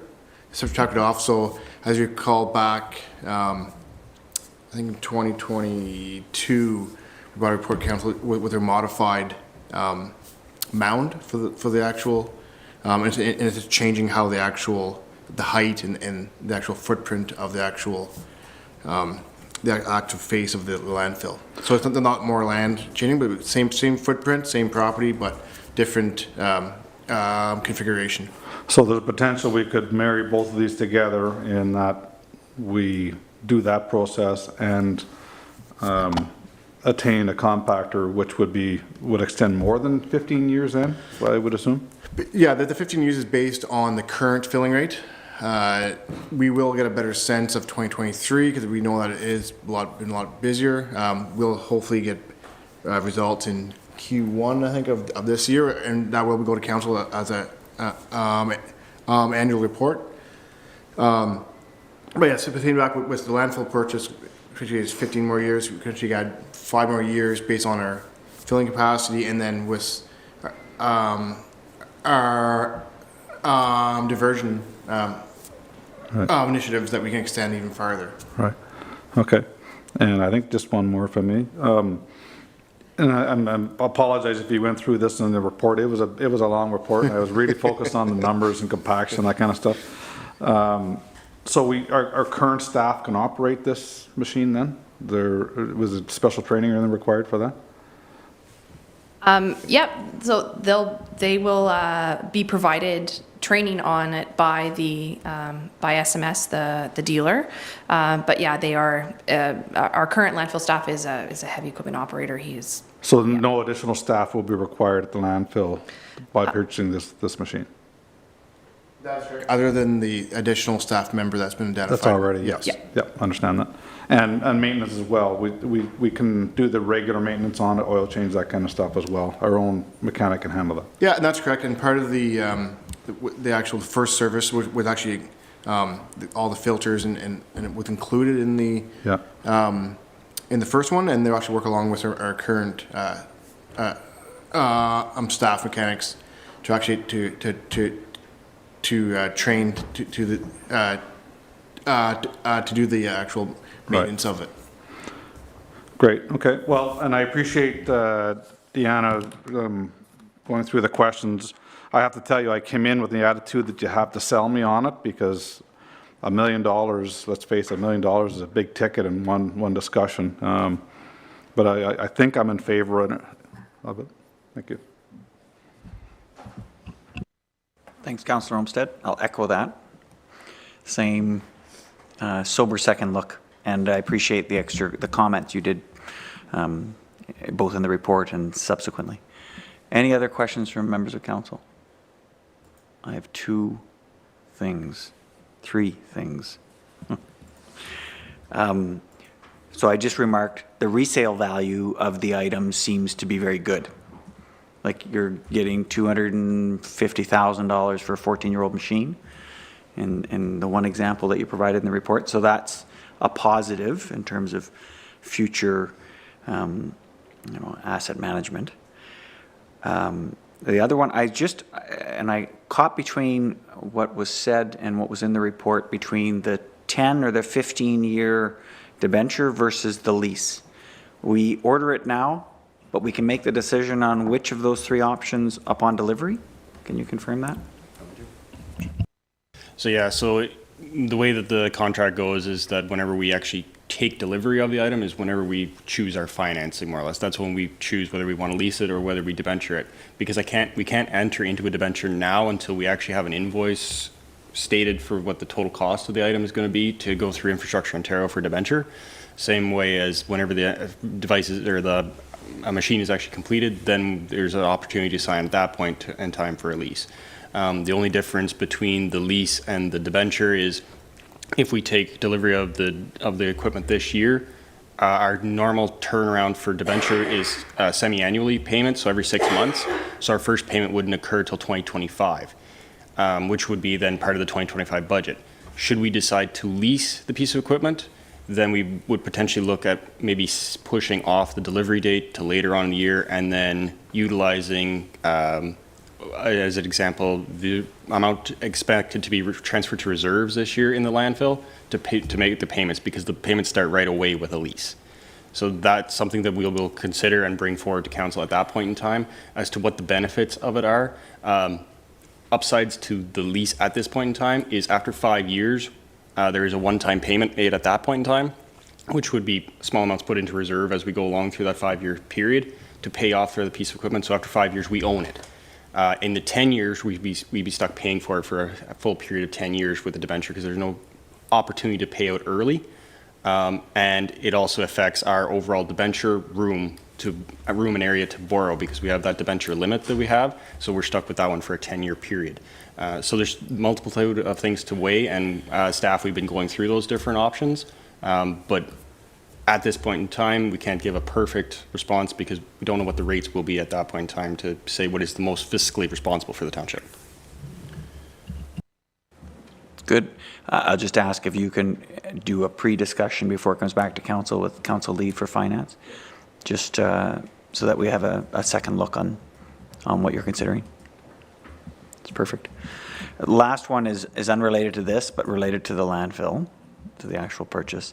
And I'm going to ask about infiltration of the sites adjacent to the existing properties. When do we start looking at that risk or potential having to purchase things like water rights, etc.? Can you speak to that at all?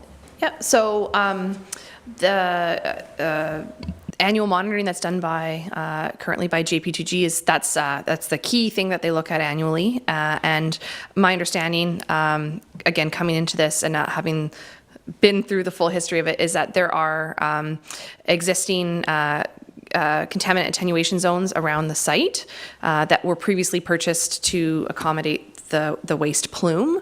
And at this point, those are sufficient, but we will get our report from JP2G in the coming, by March 31st for 2023. And annually in that report, they'll identify if there's any emerging issues. So that is something that is looked at.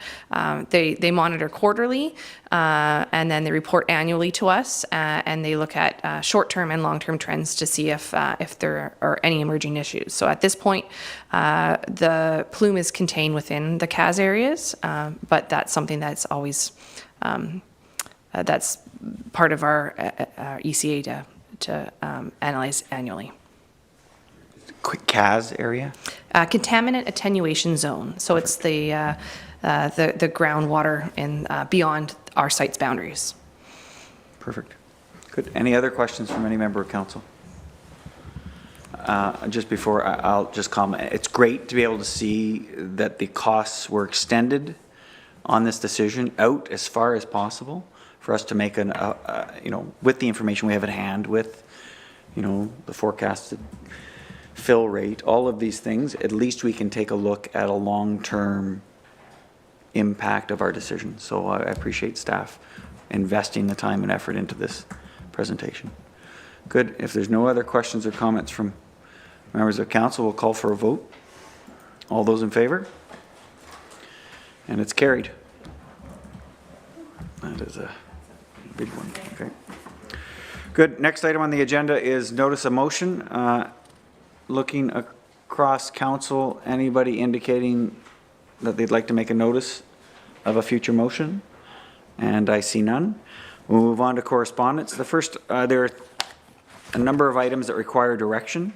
So the first one is a request for the transfer of the ownership of the 427 Memorial to the Township of Whitewater Region from the 427 Squadron Association. And the recommendation is that the Council of the Township of Whitewater Region accept the transfer of the full ownership of the 427 Squadron Memorial to the Fallen, located at Veterans Memorial Park in Cobden. Looking for a mover and a seconder, please. Moved by Councillor Trim, seconded by the Deputy Mayor. And I'm going to turn this over to the CAO. Yeah, thanks so much. So the request is submitted on behalf of the 427 Squadron Association. It's led by Ken Sorfleet. I've been in conversation with Ken for the last about 6 or 8 months with respect to this transfer of the memorial. He's provided significant details in his submission. I think there's 2 or 3 documents, including the formal request. So I probably won't do it justice in my 2-minute conversation, but all that information is available through our agenda package.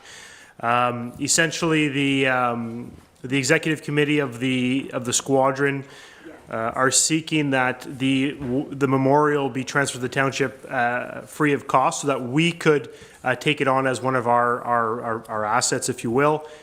We could insure it and the like, and maintain it moving forward. So it was established back in 2007. The idea of the memorial was initiated in 2016 to help mark the 75th anniversary of the forming of the 427 Squadron. And Cobden resident Del Leipert, I'm not sure if I'm pronouncing that correctly, but he was instrumental or driving force with the creation of that memorial here in the village of Cobden. So he's provided a rationale to the township for our ownership, one of which is the economies of scale with respect to our insurance coverage. Currently, they are paying in excess of $800 per year for their insurance coverage. And we've confirmed that we're probably around $200 a year, so pretty minimal impact to our annual budget. So staff are supportive of the transfer of the memorial.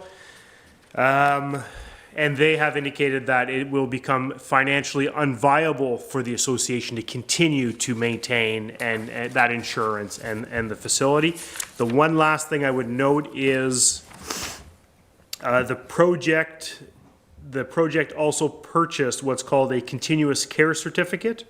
So that's a one-time cost of just over $2,500. So that certificate, which is held in trust by the association and whoever owns the monument, which will become us if council decides to move forward with this, provides a guarantee for the continuous care of the monument against such events as fading, cracking, discoloration, or other damages or vandalism. So that continuous care is provided by Campbell Craft Monuments. So that'll continue to stay in place if there's any issues with respect to regular maintenance. So staff are supportive of the transfer, and the monument will continue to exist forever, I guess. Thanks. Thank you, CAO. Look for comments. Mover, Councillor Trim, any comments? Just briefly, I certainly support the recommendations of staff and really appreciate the background information that was provided for us. Quite comprehensive. Thanks. Deputy Mayor. No, I'll just echo Councillor Trim as well. And there's the picture in the background there, beautiful, and I think it just adds justice to our municipality. It's beautiful, so certainly in support of it. Thank you. Thank you. Any other comments, questions from members? Call for a vote. All those in favor? Carried. Next item requiring direction is a social and economic prosperity review that AMO has initiated.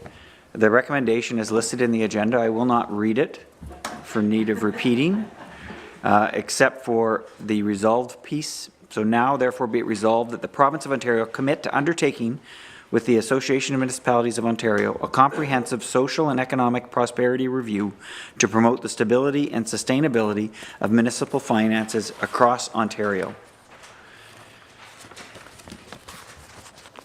And I can ask for a mover and a seconder. Is that what you're going to step in? Yeah. Moved by Councillor Trim, seconded by Councillor Tabbert.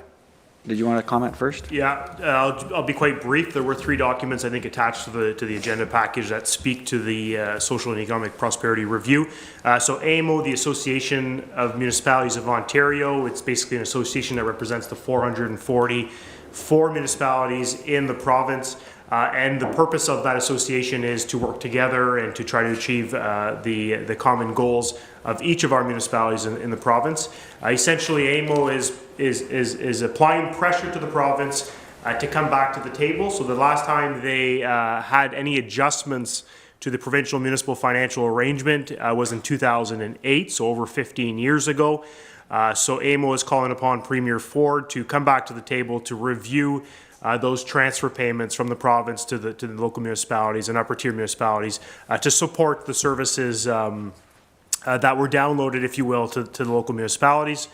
So there's lots of details here, a lot of statistics. We could certainly share these via our social media should council choose to move forward with the motion, but we are calling upon AMO ourselves with respect to the affordability of water and wastewater task force or affordability rather. So I think it's suitable that we also support AMO and our neighboring communities in their activism with respect to this matter. So staff are supportive in moving forward with this. If it is adopted, we will distribute the resolution to our neighbors perhaps, and also to the AMO representatives. Thanks. Good, thank you. I got a mover, Councillor Trim, any comments? Yes, just briefly, something has to give. It's not just us. It's all municipalities are having difficulty. Municipalities only have 3 levers to balance the budget. Raise taxes, we did that. Raise fees, we did that. Reduce services, we're doing that. That's not sustainable. And if everybody in the province is like that, something has to change. And so very much in favor of this motion. Thank you, Mr. Mayor. Thank you. And Councillor Tabbert, any comments? Any other comments from any members of council?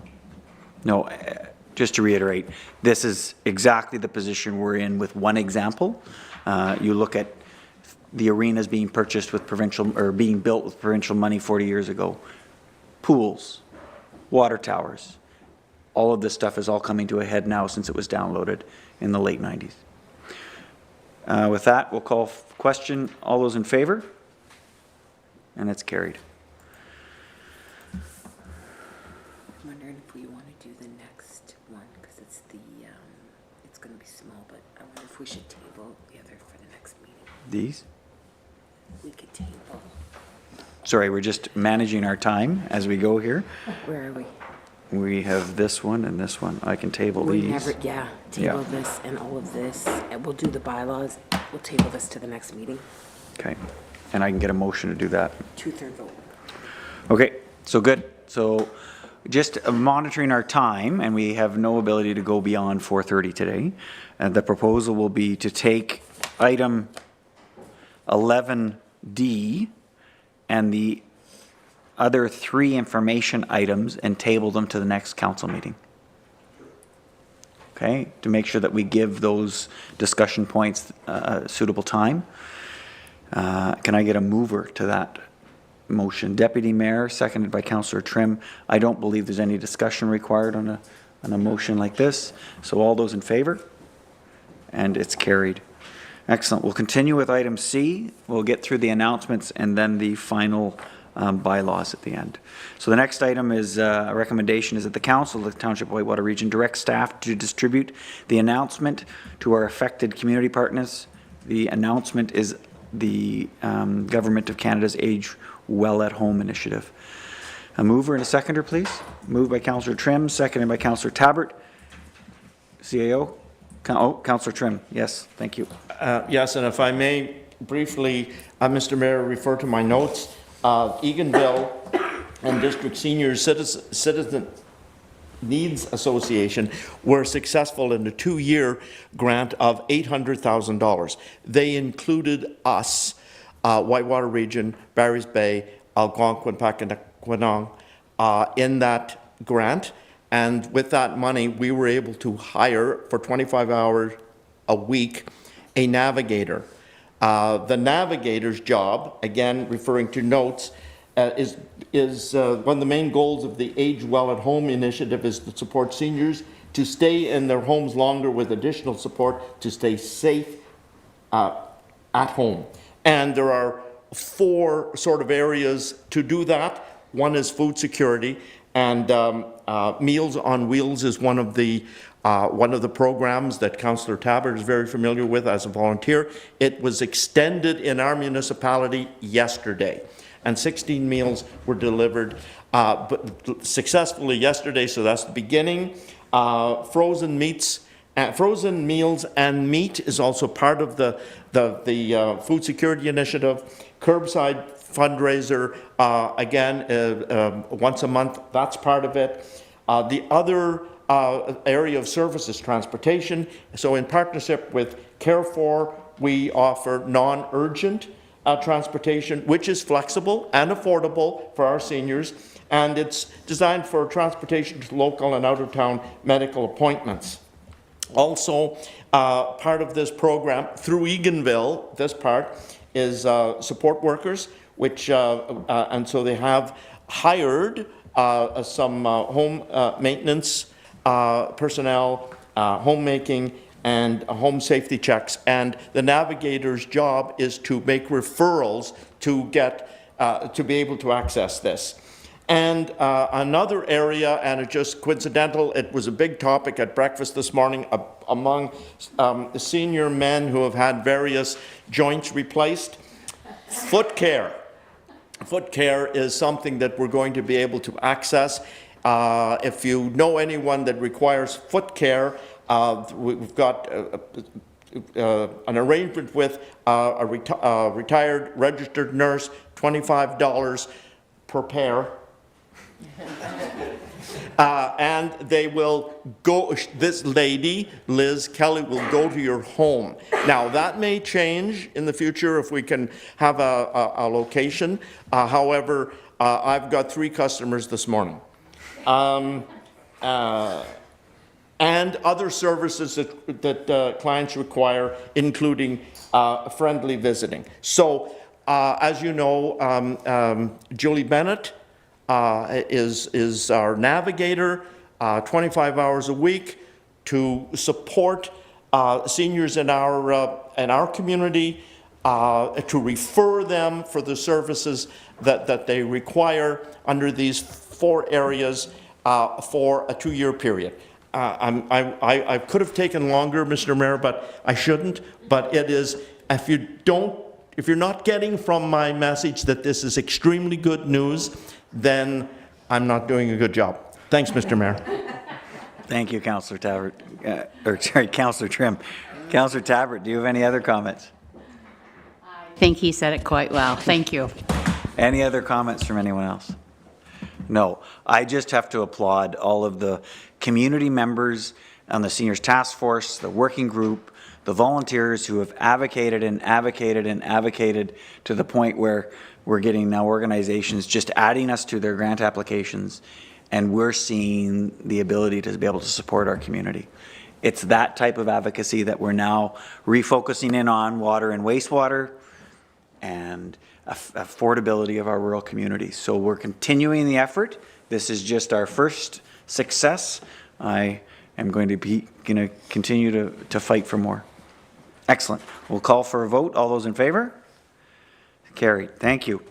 Next, we have announcements in 4 minutes or less. Oh gosh, how many do you have? I'm going to save you for last. Councillor Olmsted, do you have an announcement? I'm going to come back to the Deputy Mayor. I'll leave it go. I'll give my time to the Deputy Mayor. Do you have any announcements? Just that Chili Fest in Beachburg is this weekend, and Foresters Falls Winter Carnival is next weekend. Good. Councillor Trim. You'll have part of the letters or information items received is information about the annual WDRA golf tournament. And it's going to come up at the next council meeting. Oh, sorry. Okay. And, okay, in 2 weeks, the 17th, big breakfast, family day, Westmead. Everybody come. It's good. Perfect. Councillor Moore? Councillor Moore? Nothing. Good. I know that the Deputy Mayor has a number of introductions she wants to make, so let's carry on with those. Thank you, and I'll be very quick. Council is happy to announce that David Sutherland has accepted the position of Building Inspector Plans Examiner.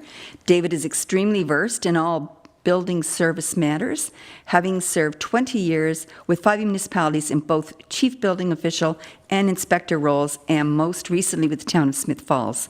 David is fully qualified in all the position specifications and will bring him with qualifications in large buildings. The township will be a leader with Doug and David serving our community. So if you see David out and about, please give him a warm welcome from all of us.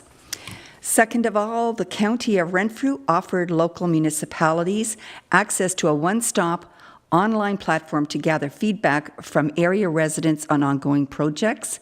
Zenzini Engage is the community's new hub to share, discuss, and collaborate on creating sustainable solutions for critical issues, challenges, and opportunities across Renfrew County.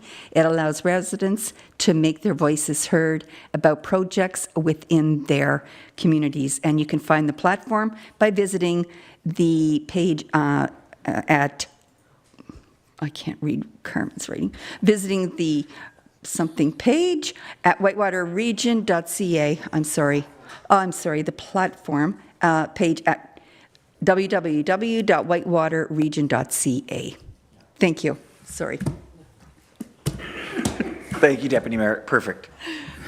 She's just pulled it up for me. The short-term accommodation survey is on the Zen City platform. You can access it now. You can start providing input. So excellent news. And that other information is going to go out via social media and to the public. Excellent. Councillor Olmsted, did you have an announcement you want to throw in? Okay, good. Bylaws. So the next item, last one on the agenda, recommendation is that be it resolved that the bylaws listed on the February 7th, 2024 agenda be taken as read and passed. And I acknowledge that there are 4, including the confirmatory bylaw. A mover and a seconder, please. Moved by Councillor Tabbert, seconded by Councillor Olmsted. Good. I'll just make comment, and you guys have seen them. Not yet.